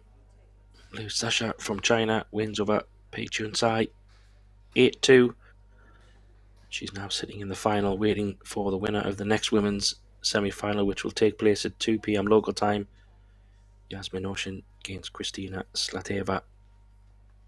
Comfortable win there, it seems, 8-2, Tim. Great to see some of the players from the PBS travelling over from Asia to hang around for the EuroTour, clearly showing that they can go deep in these tough European events as well.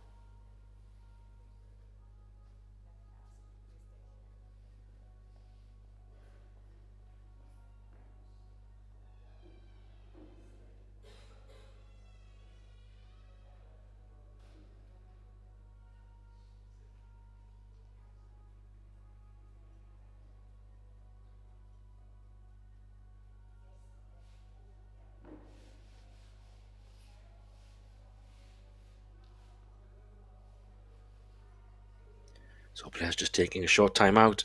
Probably a good time for them to do that, especially from Luca's side.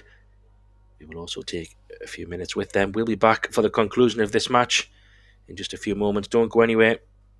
Be right back.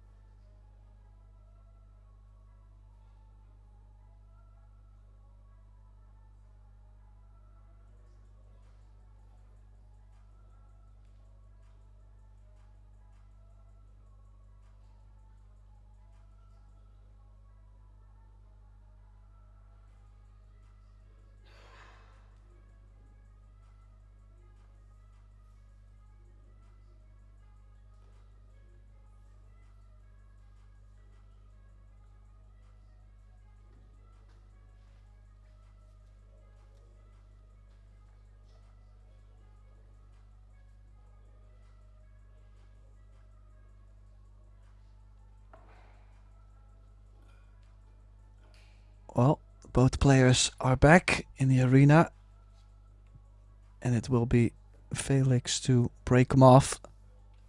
This will be the second break of the 2 breaks each. Score now 7-4. Things are starting to look pretty bad for Luca. Can he still make this a close match, Graham? That's a $1,000,000 question, isn't it, Tim? I just don't know. It's hard to say. I think what we'll find out, though, in about 2 to 3 minutes is how he gets on with this open rack, because he does have a chance here. One ball, he has shape on. The rest of the table is pretty open. Wow, it actually looks like a perfect rack, really. You can go thin on this one, a couple of rails. This, for me, is a big moment in this match, Tim, because you don't really have a better layout, really, within reason than this. He's got to take these out, for me.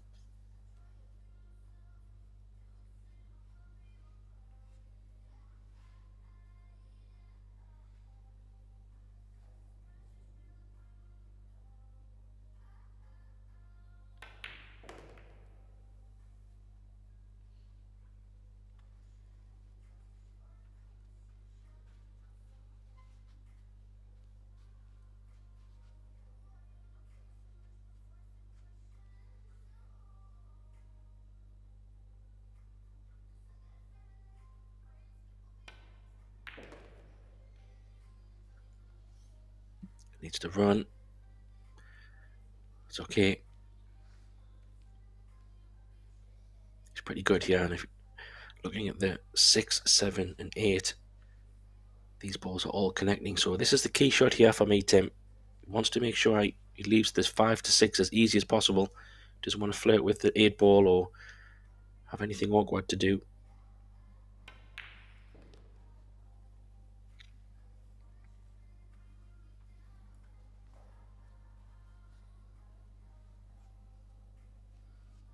Well, it would be a good sign for us if Luca can get this rack to the finish line at least.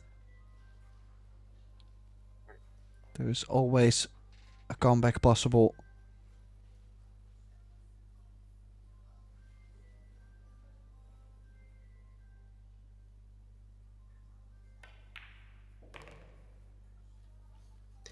Yeah, but it all starts with one rack at a time, doesn't it? So, but he does have to take these ones for me, just to get something going again and maybe give himself a little bit of confidence. Like you said just before the break, 4-2. Didn't take a chance, and he hasn't really looked the same player since then. Doesn't mean he still doesn't have it in him. Of course, we're not saying that, but matches can run away. What you can do is get one on the board to try and get some momentum going.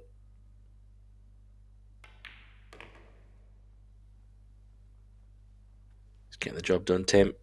Just what he needed to stay. Well, stop the rot, because he was he 4-1 or was he 4-2? I know he was 4-2 definitely, but I don't know if he was 4-1, Tim, from memory. But lost quite a few racks in a row, so he needed that big time.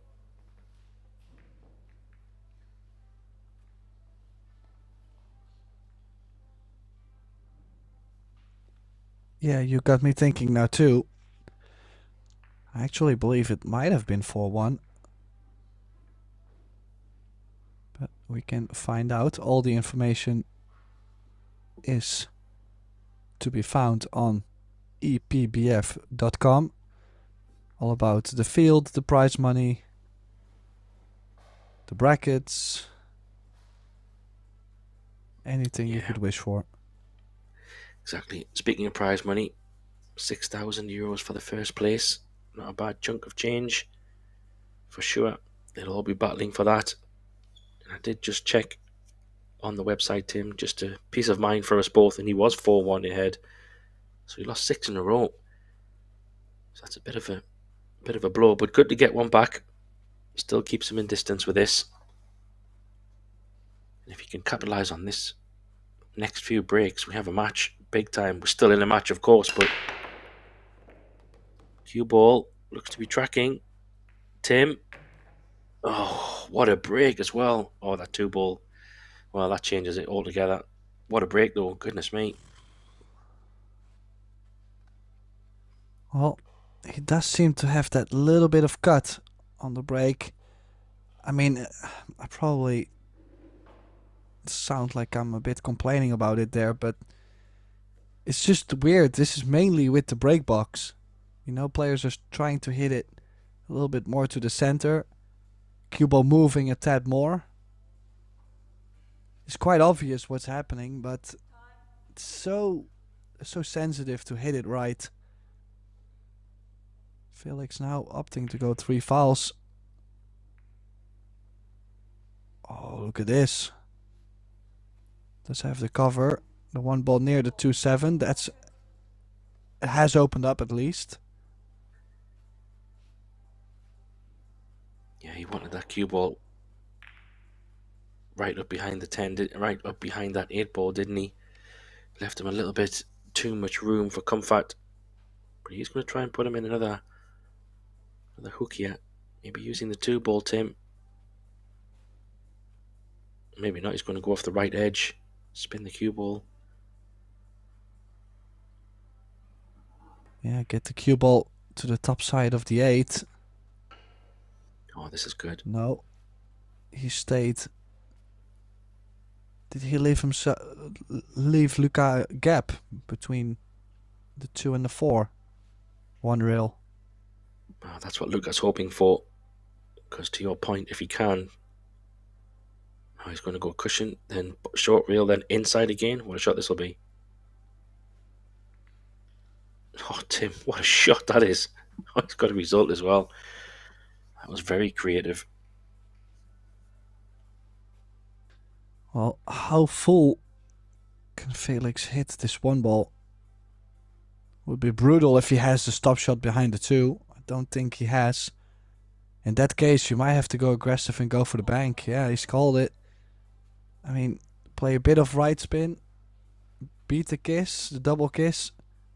Run into the two ball.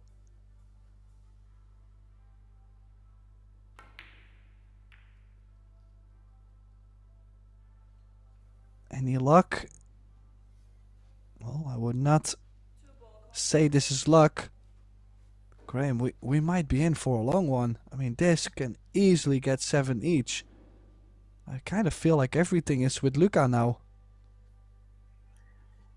Yeah, that's really interesting you say that, because I was just thinking, putting myself in Felix shoes just for the minute. After that crazy break, he had a golden opportunity to put Luca in some serious trouble.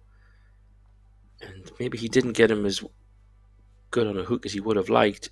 But then after a couple of little creative shots, somehow Luca's at the table with a chance to win the rack, which we didn't think about would happen maybe about 2 minutes ago. Well, maybe Luca might get a little bit of a spring in his step here, thinking, wait a minute, I'm back in this match here. What a chance. Crazy.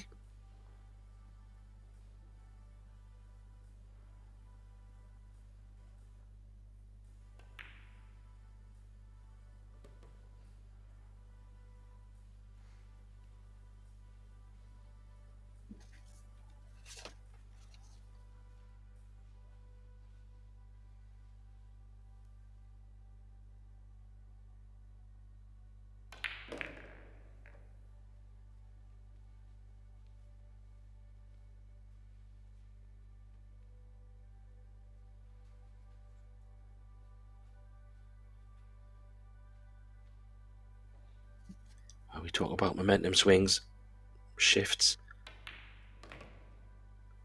started off with a little bit of momentum for Luca at the start. And then Felix picked up the pace, ran away with 6 consecutive racks. And now a chance for Luca to get a little bit of momentum back in his direction, to pick up 2 in a row. Well, what are the chances of him running 6 racks to get the match to 10-7, Tim? That would be a bit of an ask, wouldn't it? Well, usually momentum goes for like 3-4 racks, but if you start to make a couple mistakes, of course that momentum extends itself. That's the only reason why Felix won 6 racks in a row from 4-1. Yes, from 4-1 to 7-4. I barely could do any math. I mean, it was weird. It's been a long back-to-back events with the PBS and EuroTour. I'm sure you can get a pass for that, Tim. But you see, 7-6. I didn't think it would be 7-6, to be honest. It did feel it was all going Felix's way, but maybe that timeout has been a good moment, at least for the Luca MENN fans.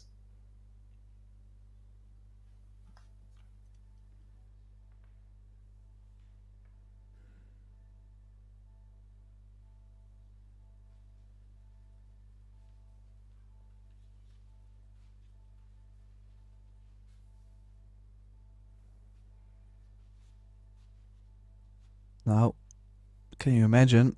He's won that rack, previous rack, with scratching on the break. So looking to make the same balls, just a cue on the table. See, now he's hit it actually great, but nothing going in. Always blows my mind, the break, Tim, especially in 10 ball. Like, obviously, when you're breaking in 9 ball, players are trying to get that 1 ball in the side or the wing ball or whatever. And once you get a bit of a rhythm on it, you can make it happen consistently. 10 ball, It's just not the same, is it? Not when you're able to break down the middle of the table, that is, because we do have the break box, so players do have to break outside of the break box. But still, it surprises me that we don't have a lot more break and runs in 10 ball. This could be good.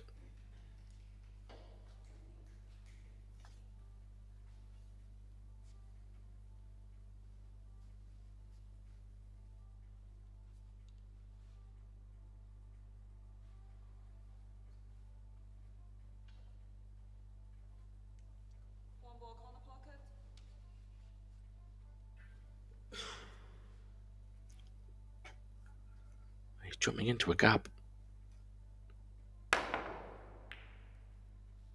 Oh, how about this for a shot? Oh, he's complaining. Well, not complaining. He's just very unhappy with how the one ball has stayed right over the side pocket. But what a beautiful hit.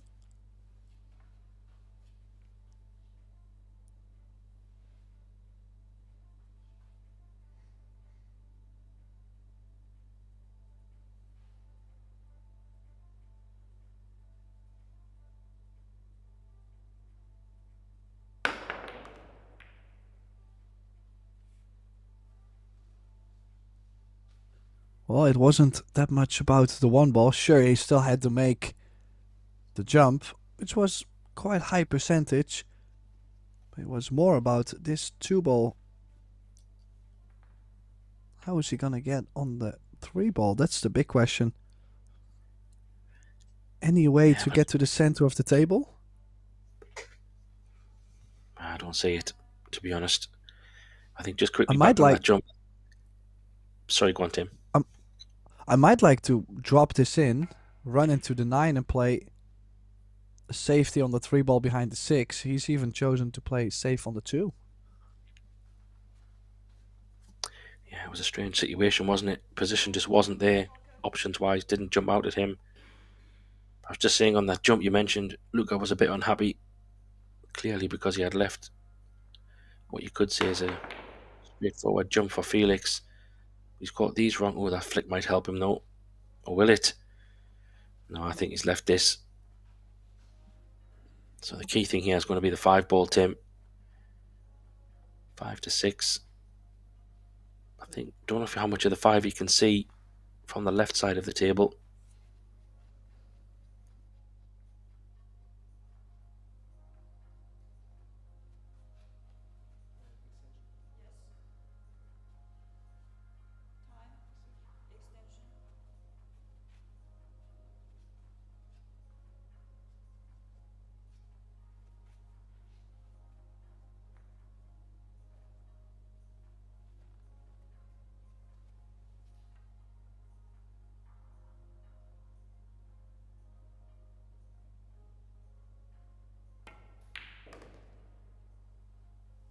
Oh, does that 3 ball go in front of the side? No, it does not. Did not land on the 3 ball. A bit more outside spin.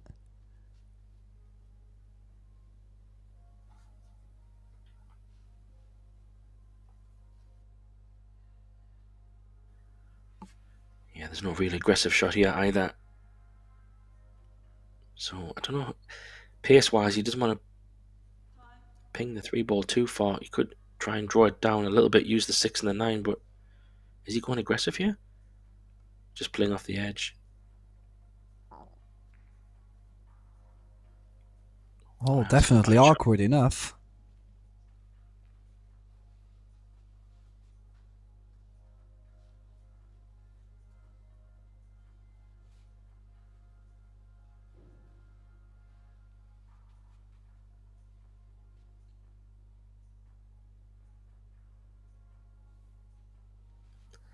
Yeah, I mean, does he just drop it in?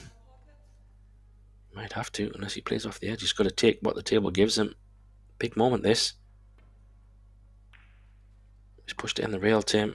Did he play safe there, you think? Or did he try to get behind the 6? Yeah, I think he was trying to get behind the 6. I'm really not sure if it was there. Bit of a cagey shot to be played actually on that 3 ball. It was such an awkward cueing shot. Yeah, this is also awkward. Can he avoid the 10? Possibly. Well, it's hard to tell.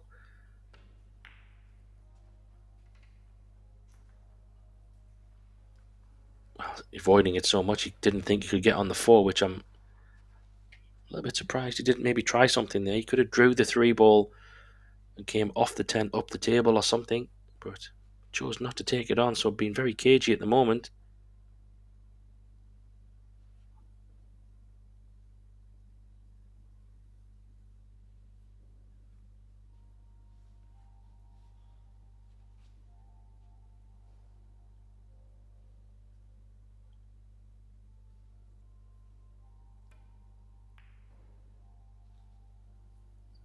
Well, he's left a shot here, I think.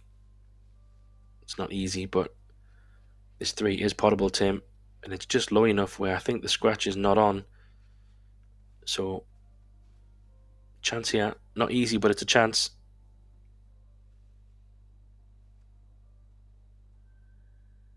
Yeah, do you really think he's gonna jack up on this? Yeah, I don't think he needs to, not massively. I thought he could come underside the 8. Wow, Felix just not taking anything on, which I'm surprised. That definitely looked like a chance for me. I thought he could have potted the 3, maybe just kind of try to come under the 8 and then back across for a thinner 4 with the 5 being over the corner. Felt like it was a tempting shot, but he knows it's a big part of this match where we are. Maybe doesn't want to give Luca any sniffs. Could be in trouble here. 6 ball could come to the rescue. Oh, this is tough. He's got an edge, I think, but not a lot.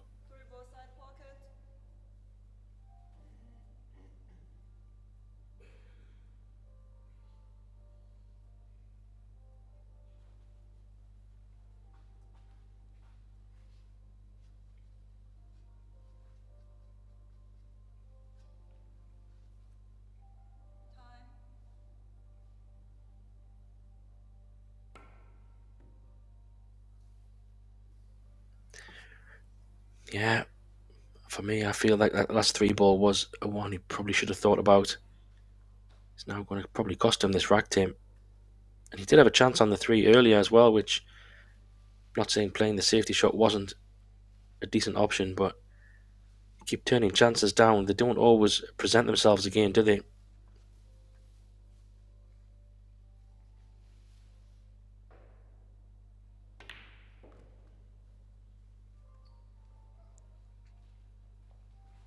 Well, a player definitely is choosing based on how they are feeling.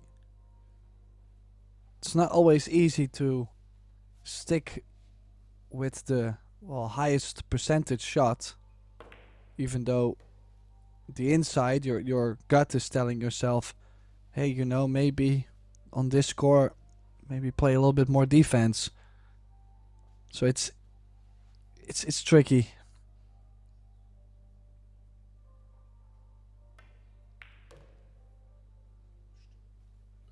Oh, wait a minute. I thought he had overrun that by quite a way, but he's still okay. Well, all of a sudden, we could be seeing a 7-7 scoreline, which between me and you, Tim, you also said it as well. I just didn't think that was on the cards the way it was going. But Luca seems to have picked up a little bit of the momentum shift.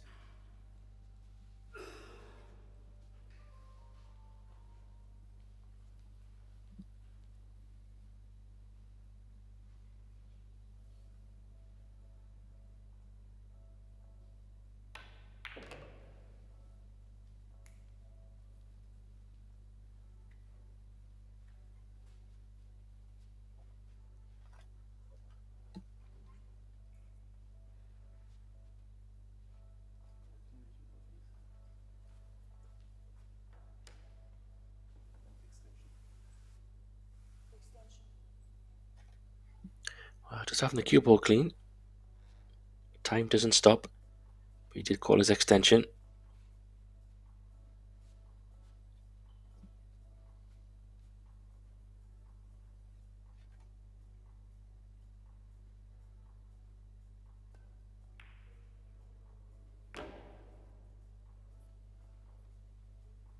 I mean, I have to say, both players putting on a huge grind.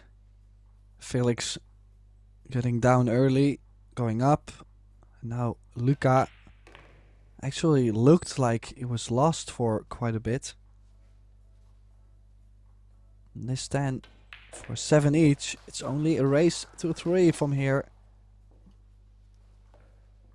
I mean, pick your winner. I think this match is as 50-50 as it can get at this point.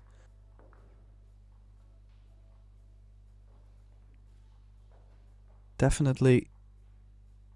I mean, it kind of sounds rough, but I think FELIX was supposed to lose this rack. As you mentioned, he had that shot to get the shape on the 3-ball. 2 rails around it. And then the 3-ball he didn't take on.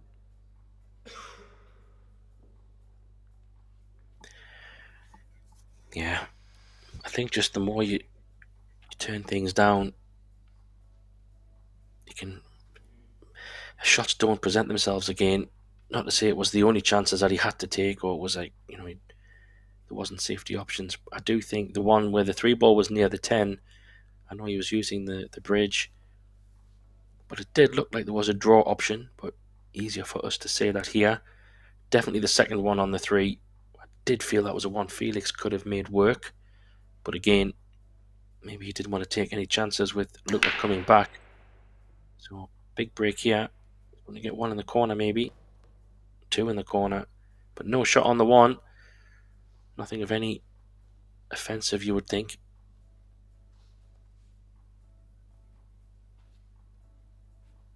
Lost the cue ball a little bit there. Tim was heading towards the right side of the table. Can he get a safety behind the 8-ball here? Or is he going to play off the edge? Can he still play with top left, go into the cushion and crawl behind the 2? Like pretty full contact. Well, might be playing your shot behind the 8. Yeah, judged it nicely. Just to not, you know, sometimes you play that kind of shot and the 1 ball comes straight back into the 8 and you sell out. But he's played it well, including the cue ball.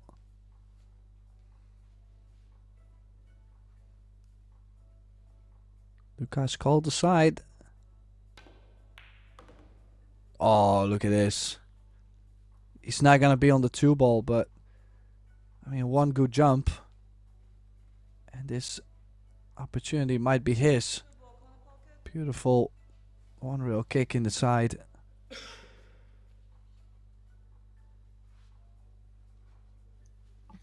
Yeah, that was a great shot. So hard to judge. Needs another one though. Back-to-back highlight reels could be coming. Well, he hit it good. Is the 8-ball going to come to the rescue? A little tap on the table. Definitely is. Brutal. It's a cruel game at times.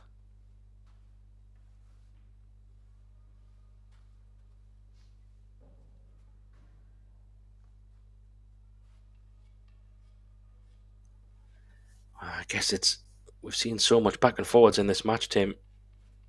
So much so that it's leveled out at 7-7. You would feel that the swing's a little bit with Luca at the moment, but does that mean we've got another swing or twist in this match still to come? It has been back and forwards.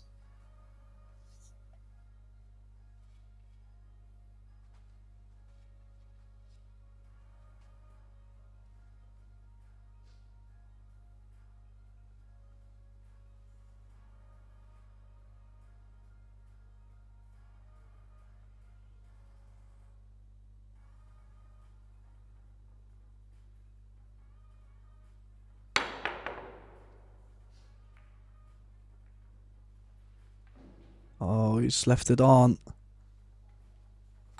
Good try. It was a difficult jump though. Being so close to the ball, as you can see, a lot of air needed. Hit the side pocket point.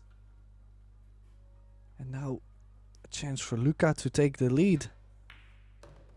I mean, definitely lost the lead for, what is it, maybe 30, 40 minutes?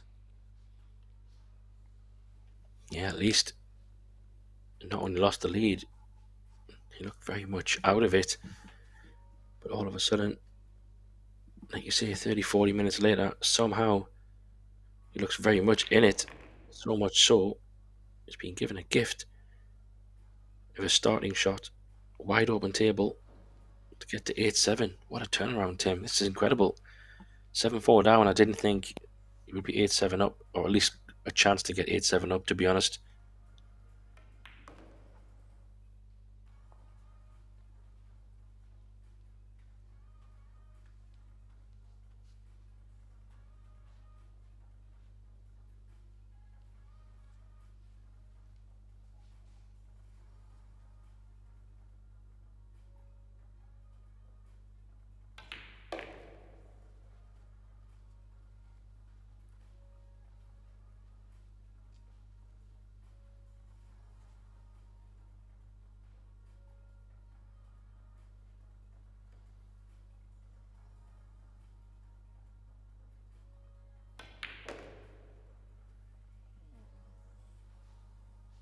Needs to go. Well, we talk about twists and turns. Does he go for the bank here, Tim, or given the scoreline, are you putting that 9 ball on the short reel?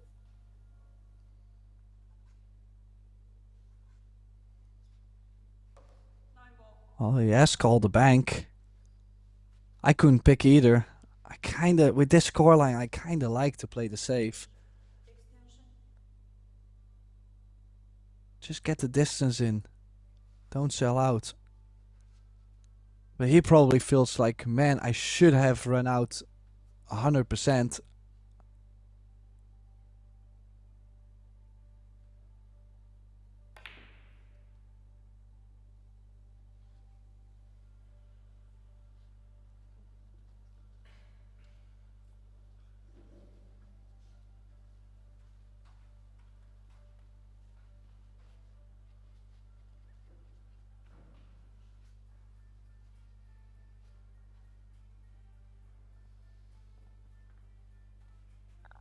Yeah, I would be surprised if he goes aggressive on this too.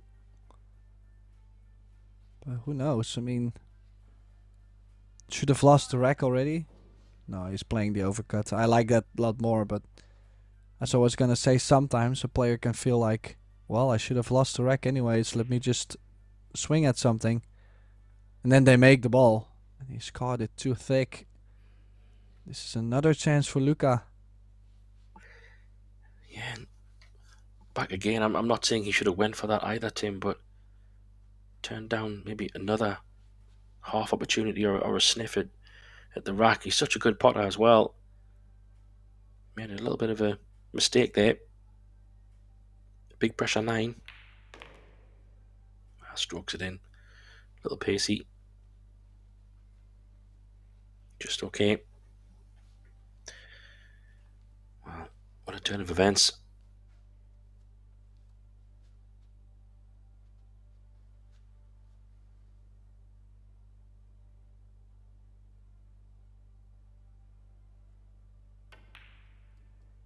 Oh, he's missed that 10 ball. Can you believe it?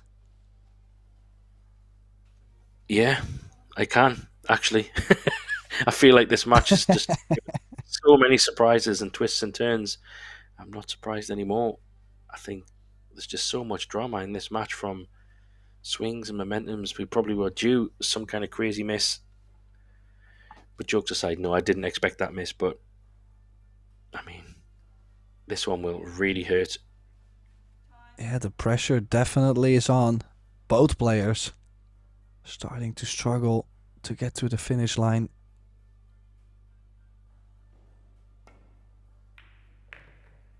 Yeah, not on that 10 ball though. Felix taking the lead. I mean, as I mentioned, this match is so 50-50 right now. I would not know who to pick. Like, now you might have to say, okay, Luca is breaking down again. But Felix only had to make 1 ball. I mean, they both have made mistakes this rack, so it's quite the mess. Nervy encounter.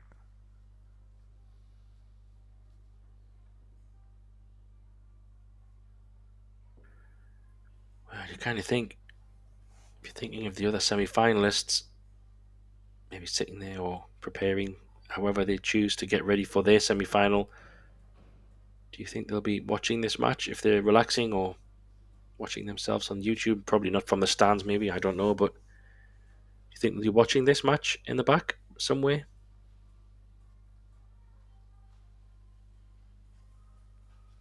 You mean who's watching?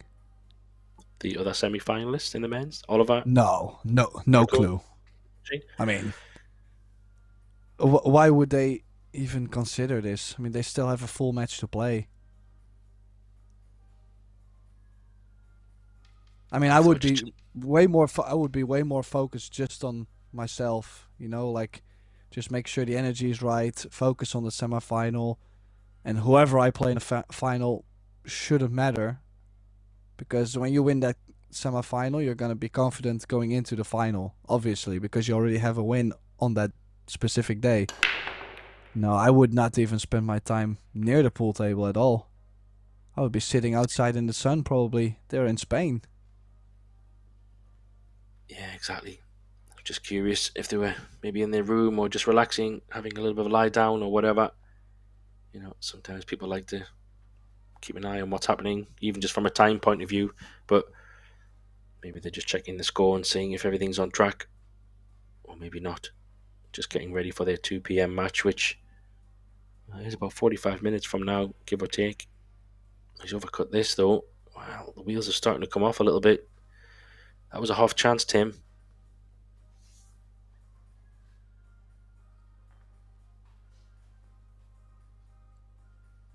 Yeah, still, I mean, with how the 6 ball is laying, I don't think the 6 goes to the left center. So it's once again, and the 4 doesn't go by the 8. So once again, it's one of those layouts that, yes, FELIX is going to try and run out. He should. But we could definitely see Luca back at the table.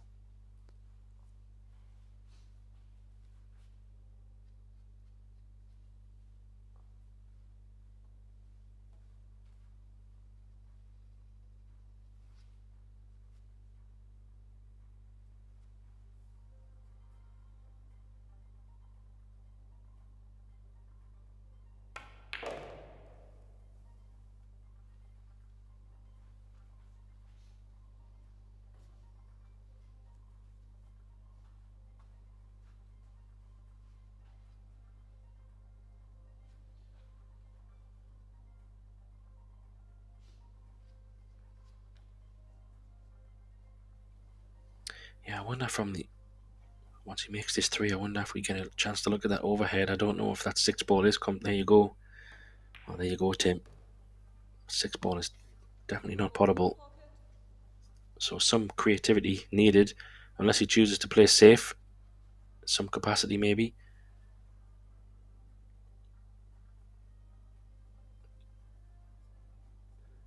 Well, the thing I was wondering really depends on how he lands on the 4 after this combination, is to play the 5 off the 6 in the side, taking the full risk. But I mean, what's the worst thing that can happen? Oh, he's lost 4. Back to safety land. I mean, he's actually hit it quite too firm. Yeah, I'm surprised he exactly played it that hard. It was always going to travel to the left side of the table, but did look a little bit excessive. Maybe he thought he was having a more full contact on the 8. But he has called the bank, probably with an element of safety. I'd be surprised if he's going full offense on this. He's played a lot of safety so far. Yeah, kind of safety. I think FELIX is trying to grind this match out whichever way he can. He's not taking any chances, really.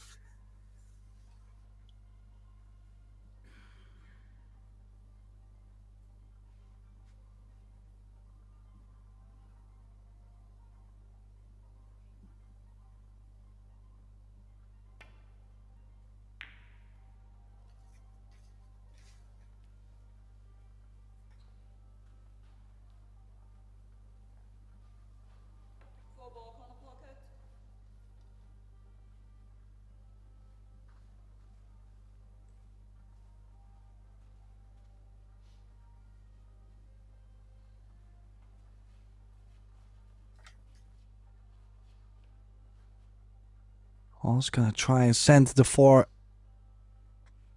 to the bottom side of the table, leave the cue ball near the upper left. Still, it's so wide open, a lot of space in this layout with everything so near the rail. Oh, this is gonna be wide in the open. Now, will we see Luca play the 5 off the 6 in the side? You have to play. You have to go. Don't you think? I think it's the only option, really. Unless, I mean, you could try and get top side of the 5. Maybe try to play a little bit of a draw shot and flick the 10 out the way, but yeah. I think he's playing the shot on the side, Tim. Yeah, you're right. Good call. All be about where this 6 ball goes. It's a little bit of fortune here. I think this is pretty hard to figure out puzzle-wise. Yeah, giving his head a shake. How do I do it? Do I just give it a little bit of pace?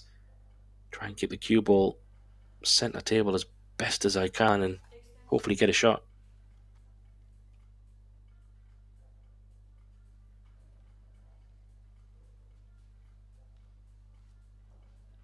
Well, I think the 6 is gonna go off the 10. If you send the cue ball a bit forward, I can just not imagine hooking yourself on the 6. So, just knowing that, I really like the risk. But he did not push the cue ball forward. And ready to play another safety behind, well, to split the balls, the 6 to the right side of the 10.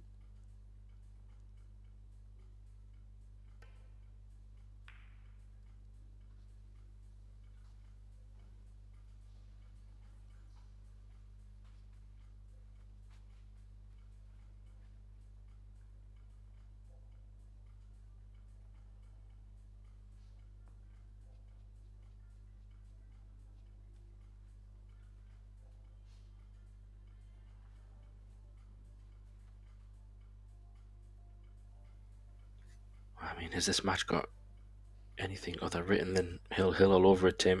It just feels like both players can't seem to. This is a mistake, though.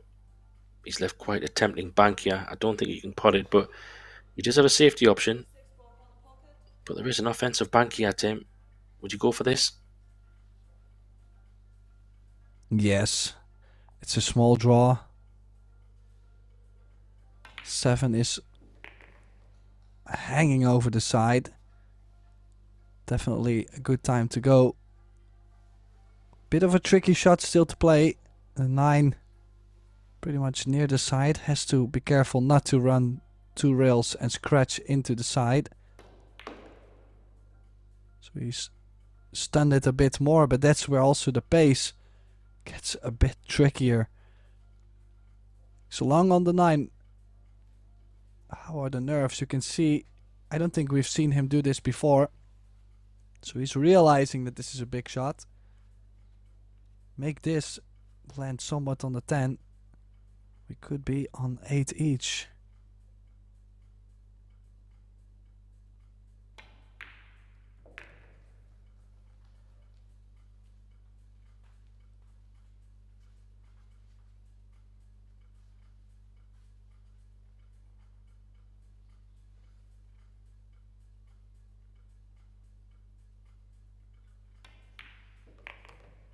Ooh.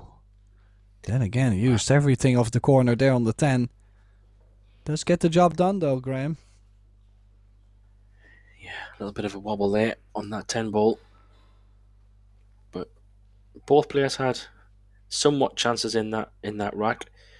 But the final chance in the end did fall to Luca after a bit of a loose safety from Felix. Left a tempting bank.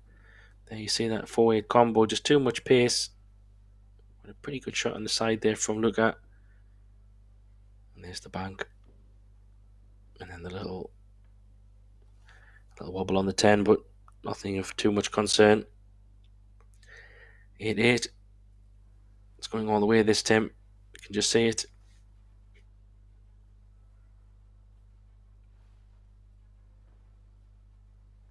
Well, they could have just told each other to play a race or two, you know, and save 2 hours of time. But yet, I'm sure the nerves wouldn't be as high as they are right now. You can just see it on both sides. Both Luca and Felix definitely feeling it. And I mean, rightly so. They're in the semifinal of a EuroTour event.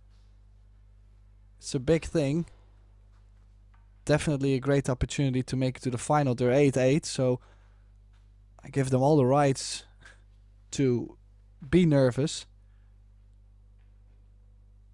And then, as I mentioned, 2 hours and 20 minutes in, mental fatigue is a thing too.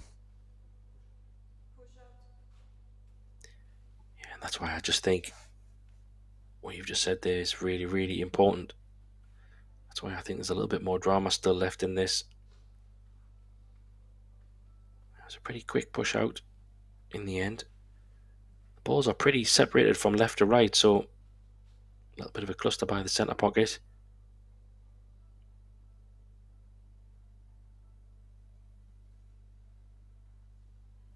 I mean, you could try to play a containing safety. Might even give it back, but yeah, don't blame him. Maybe Felix will try and separate the balls, use the 5 and the 3, maybe could be an option. I mean, you could double the 1 back down table, but limited cover options. So he's going for the separation with the 5 and 3. Pretty much gets it, maybe. Left a 1 real kick though, Tim, nothing of any major difficulty.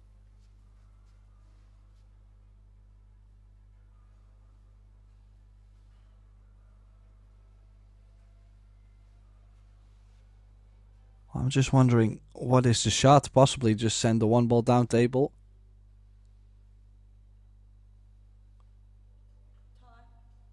It's kind of an odd one just because of the cue ball being so close to the rail. It really limits the options. The only thing you can do really is to bank the 1 ball down table. Hopefully leave cover behind the 5.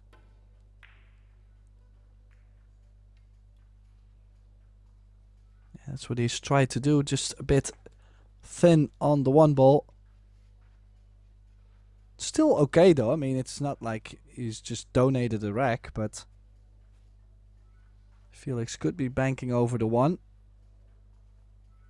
Could also be overcutting the 1 to the bottom short rail. Yeah, I like that option. Felix has played a few of them cuts to the short rails. But not this time, he's trying to get behind the 9. Kind of gets there, I think. Pretty good shot.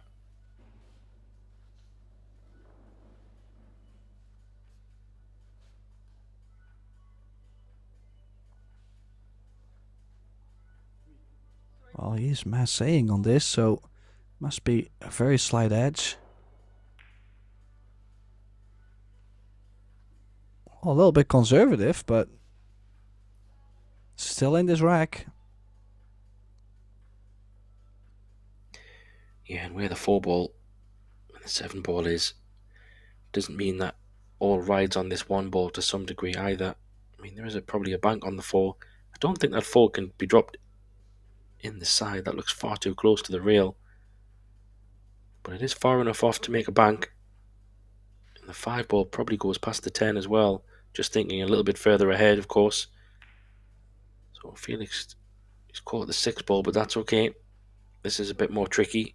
You would think from this shot, Tim, he might get a little bit of a better look at something, potentially. Well, if he catches... Well, he's going over the long rail. I was actually thinking maybe to go over the top short rail. But might have a bit more over the left side. I was going to say if he catches anything on the left of the 1, which he has... Oh, look at this, the spin grabbing off the rail. Wow. Actually, the perfect kick resave. But you could see the tap on the table. That's really not what he was trying to do, at least.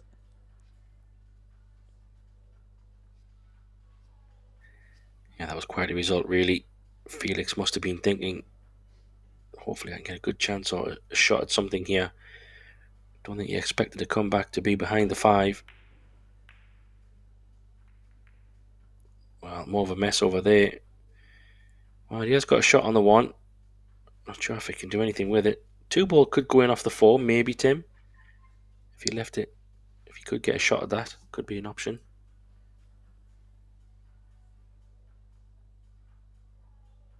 Well, at least make sure that you can see the 2. Well, definitely is going to play the safety. Bank the 2 ball out, full contact. Top right spin, freeze the cue ball on the 4. No sense to shoot the 2 off the 4 with the 7-8 being locked up.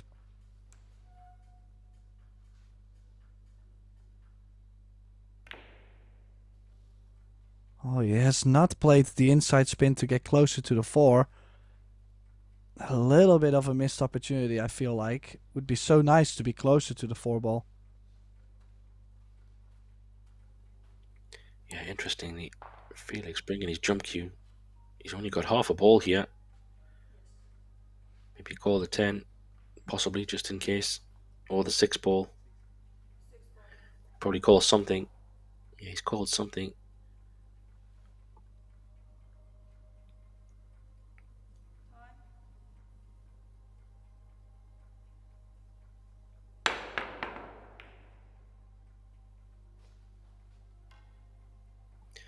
Well, the balls are getting messier by the minute, Tim. Incredible.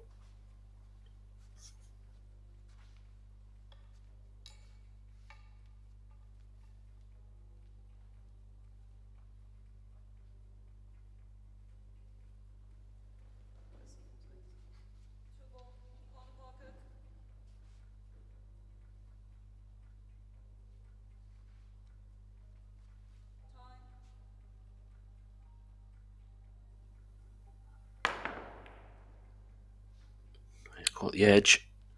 Where's the cue ball going to finish? Well, no real damage done. You kind of feel, even if someone does get a good safety here, judging by how the balls are, maybe someone could be chasing 3 fouls.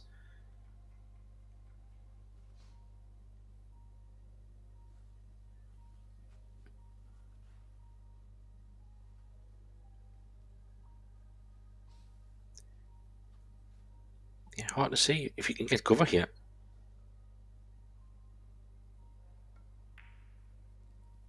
Yeah, kind of trying to be a bit creative. Hasn't really worked out. It's just the balls were in a bit of a strange position there, weren't they, Tim, to get a good cover or a good hook.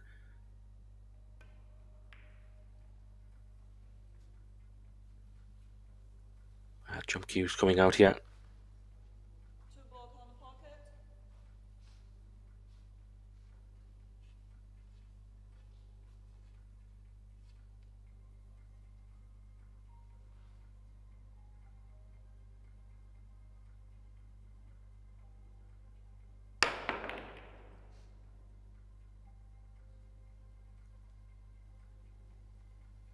Well, first real chance falls to somebody. When I say chance, I'm not saying chance to run out, because the balls are just not in a run out position. He's tried to open the 5. He's going to land on nothing. Yeah, a little nudge on the 10 actually would have given him a good run out opportunity, as the 4 lays nice to open up that 7-8. So it's back to playing safeties. And with 2 clusters, this might be a very long and tense rack. This is to get on the hill first. Both players are desperately trying to win this.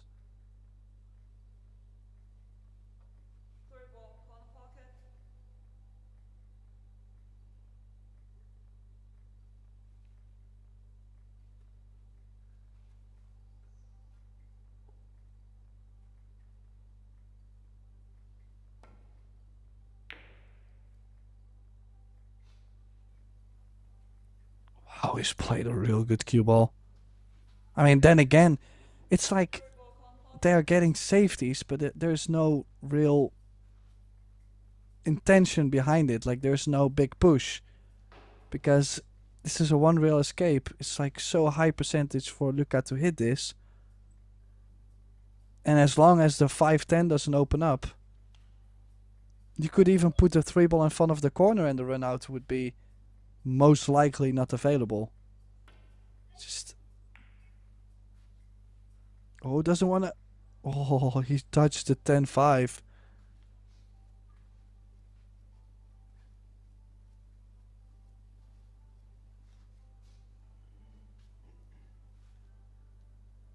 Yeah, I just still can't see how they're going to get any kind of offensive work in this rack until we start opening a few balls.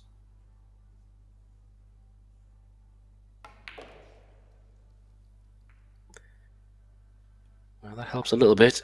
I don't know if the 5 goes past the 10. If it does, well, is it too aggressive to play the 4 ball into the 8? If the 5 goes past the 10, well, there you see. Well, that's extremely tight, Tim. If it does go past, he could flick off the 8. Yeah, he's just not going to get close to the 5 from this position. I'll take that, He though. is on it, though.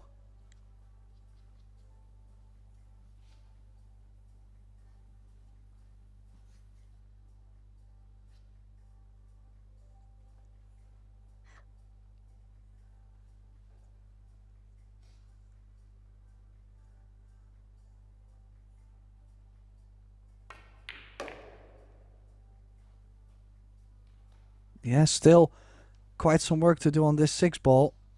Definitely could leave himself a longer cut, as he will have to move the cue ball around anyways to get to the 8. But we've seen already some struggles with leaving them long. Surprising misses. Yeah, this is not the best angle. I don't know. Can he run this forward and go above the 10? No, he's coming below. He's going to have to come with a bit of a shot here. He's just taking the medicine, Tim. This is a tester. He's going to have to play this really well to get close to that 8 because it is on the rail. Luckily, the 9 ball is close to the pocket, but it's a tough shot, this.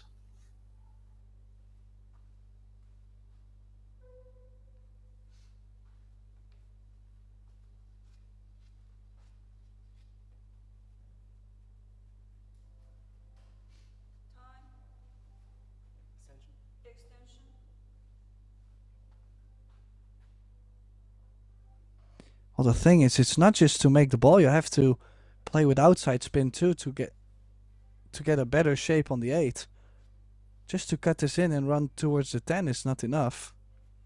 But the spin makes things a lot more difficult on the 7. I mean, I might even play safe behind the 9. I mean, it sounds... Well, I think it actually sounds a bit weak, but... Oh, it's a bit firm. Oh, he's just got it. Wow, incredible this.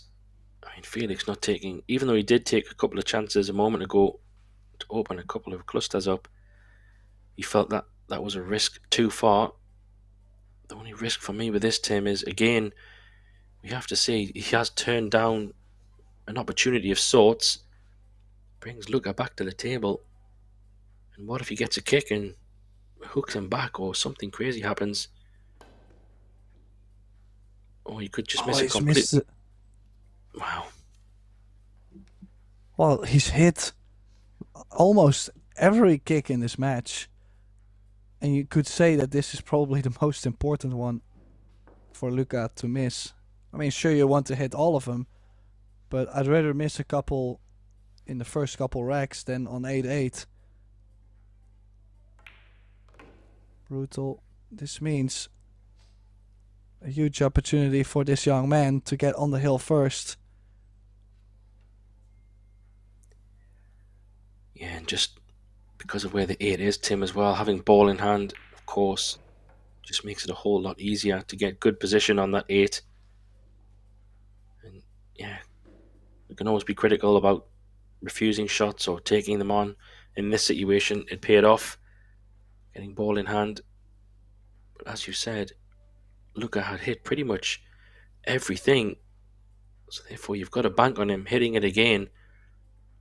But not to be on this occasion. Felix running off a couple of rails.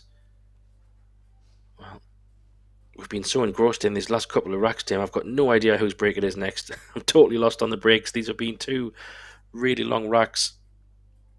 So I'm guessing, is it Felix break or is it? I'm trying to remember. I have no idea. I think it's Felix break. I'm trying to think who won the lag. Was it not Luca? He broke first. No, eh? no, no, 'Cause no, no. He broke and ran the Luca first. started to break.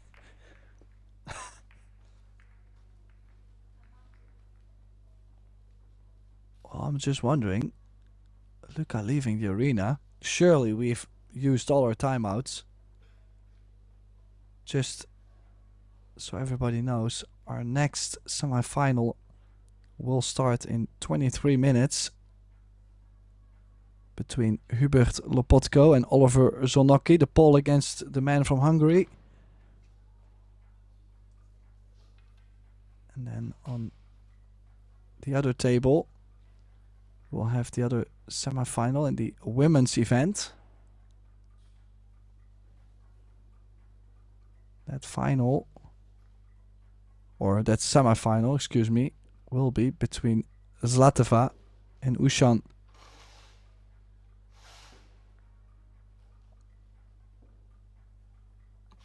Yeah, interesting on the timeouts, Tim. I don't know if he's just nipped out to get a drink or something, which is understandable, but we definitely have had 2 timeouts, which then tells me that both players have taken a timeout, which is, they should only have 1 per player. So I don't know.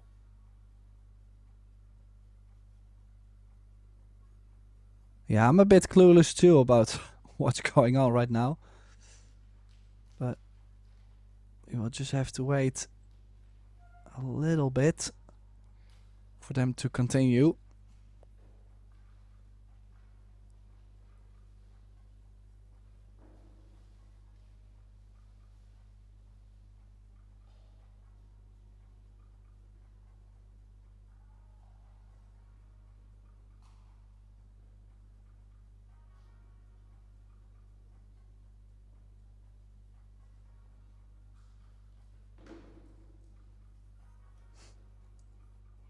Yeah, so while we are waiting for Luca to come back, I guess we are gonna take a slight break as well. We are now 2 hours and 40 minutes in. Score is 9-8. Will this end up to be a hill match?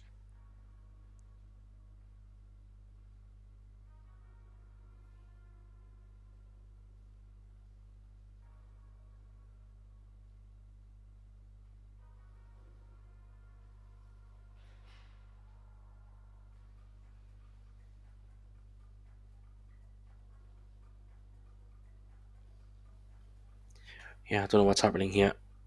It's a bit of a strange one for us as well. The referee is obviously in control of what's happening, so not really sure if he's just popped out for a quick drink or toilet break. And there's always a, we never want to stop somebody from running to the toilet. I totally appreciate that. But I was sure we had 2 timeouts, but nevertheless, no damage. It was just a quick one. So yeah, so it is Luca's break. And well, this is a big one. Gets one in the side. He's going to get a look at the one, Tim. Wow, what a break. Maybe he's just gone out Look at to it. get composure for this break. Well, the other option is, I was wondering, maybe Luca asked Felix, like, hey, is it okay if I run to the restroom real quick or wash my hands or whatever? And maybe Felix said, yeah, sure, because they know each other quite well. I mean, obviously, they've traveled to multiple tournaments together, played in the German team for quite some time. So maybe, they just both agreed on it. Who knows? These are small details that we won't be able to find out from the commentary booth, of course. And he's landed a bit straight on this 2. Is he going to draw back? Take a big cut? Yeah, it might be his only option. Well, there's still a bit of shot left in this match because this is not so straightforward. Once we see the main table view, we'll be able to see how much angle he has on this.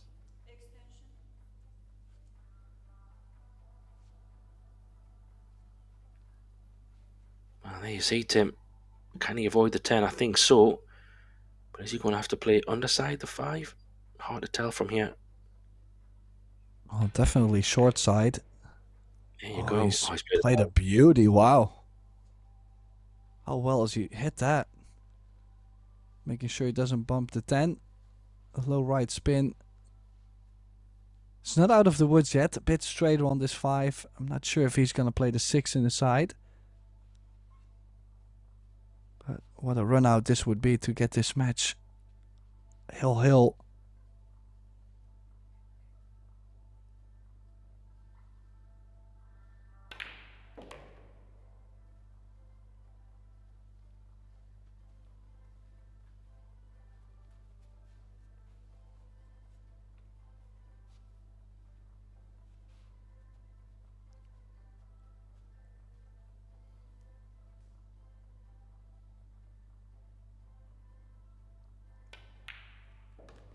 Well, he has forced the cue ball out very nicely to get on that 6 ball. From here, it's just connecting the dots. Try to keep the cue ball off the rail for the awkward cueing. Just stay away from the rail.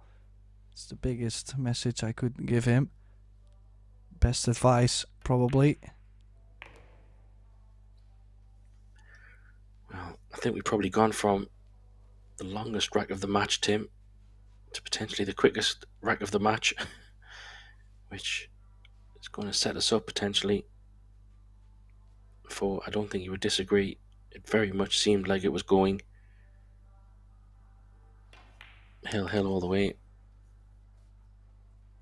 Oh, you could have expected him maybe to run too far or too short, running the cue ball like that. But as you can see, he's landed plumb. So this 10, to make this a hill match.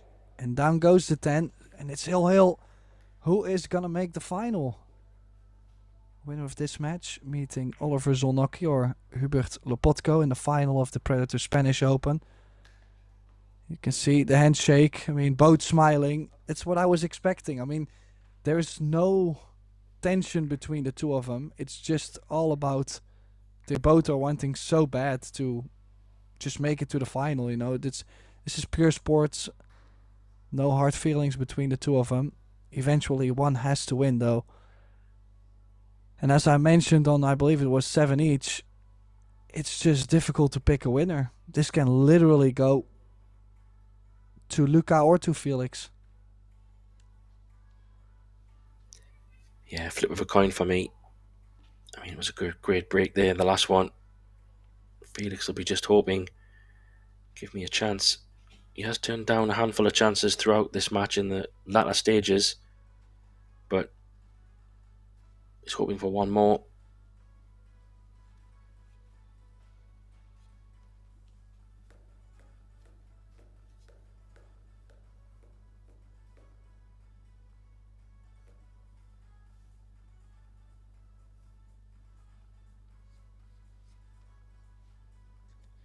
Well, the advantage with the Birdman, Felix Vogel, to break him off.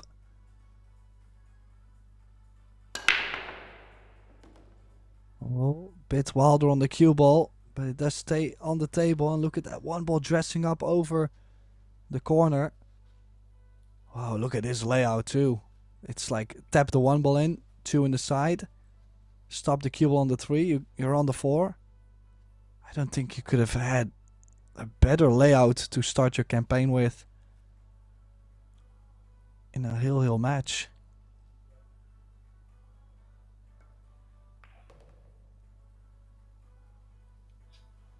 Well, how about this?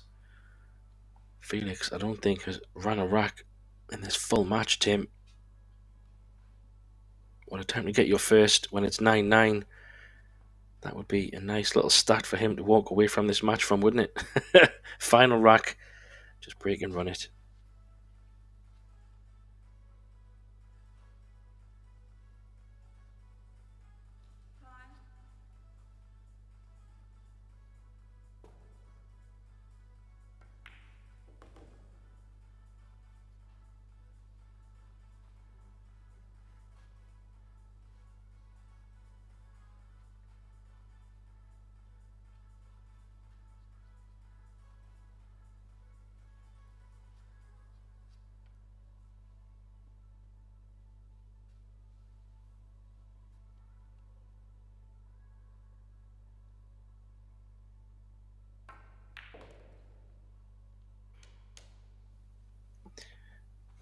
Well, it's gone a little bit further. We're both thinking the same, I'm sure. Obviously, it would have been nice to be pretty straight and roll through, but obviously it's very potable. But given the circumstances, I mean, he's got a bit more angle than he wanted, Tim, hasn't he? Just a touch. Well, could even play into the rail. A little bit of a draw. A left spin to check the cue ball off the rail. It should be all there. But we've seen a lot of balls going wrong into the side pocket. I know I mention it almost every match, but we've just seen so many go wrong. One player is going to be heartbroken after this match. The other is gonna feel amazing, ecstatic.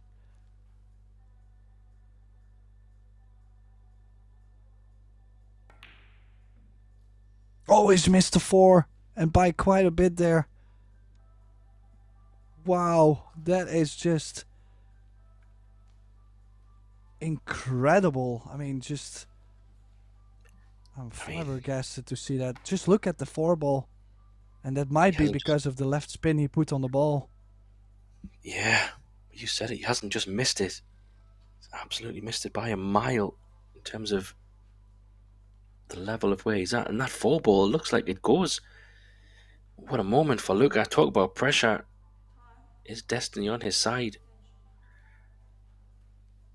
Well, Felix will be sitting in his chair thinking, what has just happened there? Golden opportunity.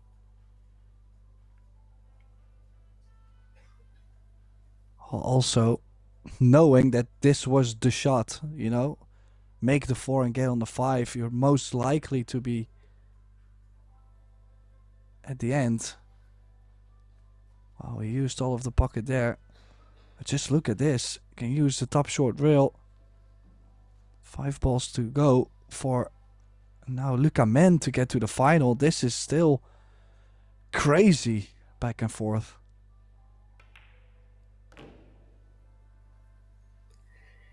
Yeah, I mean, goodness me, Tim. I know we wanted drama. Are we going to get any more drama? I'd have to say, surely not. I don't know if I can take any more drama. I feel like it's been absolutely insane from everything that possibly can happen, has happened. But if there was ever a chance to get into the final... Oh, what can possibly go wrong? I mean, we've seen him miss pretty high percentage 10 ball before. And I'm definitely not wishing for anything like that to happen. But the nerves definitely will be kicking in the closer he gets to the finish line.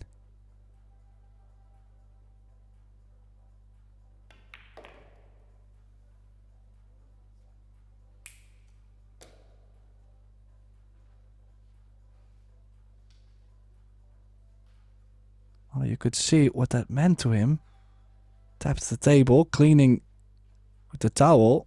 Looked like he was relieved. But don't be relieved too early. Yeah, I was just thinking exactly the same. Do that if you're straight on the 10, but not on the 9.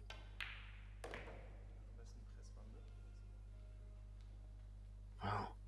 A bit of pressure on this. Okay, it's relatively straight, which is good. I do expect a little bit of emotion showing from Luca if he pots this 10 here, Tim. It's been an absolute monumental match, this.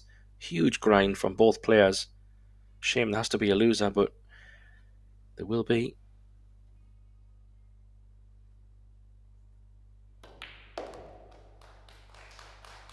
And down goes to 10. What a match we just witnessed. Eventually one had to go through to the final, and it is Luca MENN beating his fellow countryman FELIX Vogel in a score of 10-9. Unbelievable display. Must hurt for FELIX, but still he's played a stellar tournament, finishing third in this year's Predator Spanish Open. Thanks Graham Hickman to be by my side for this match. Myself, Tim de Ruiter, signing off for now, but we will be back with the second semi-final in, I believe, about 10 minutes. So hopefully we will see you back at ProBilliardTV. See you soon.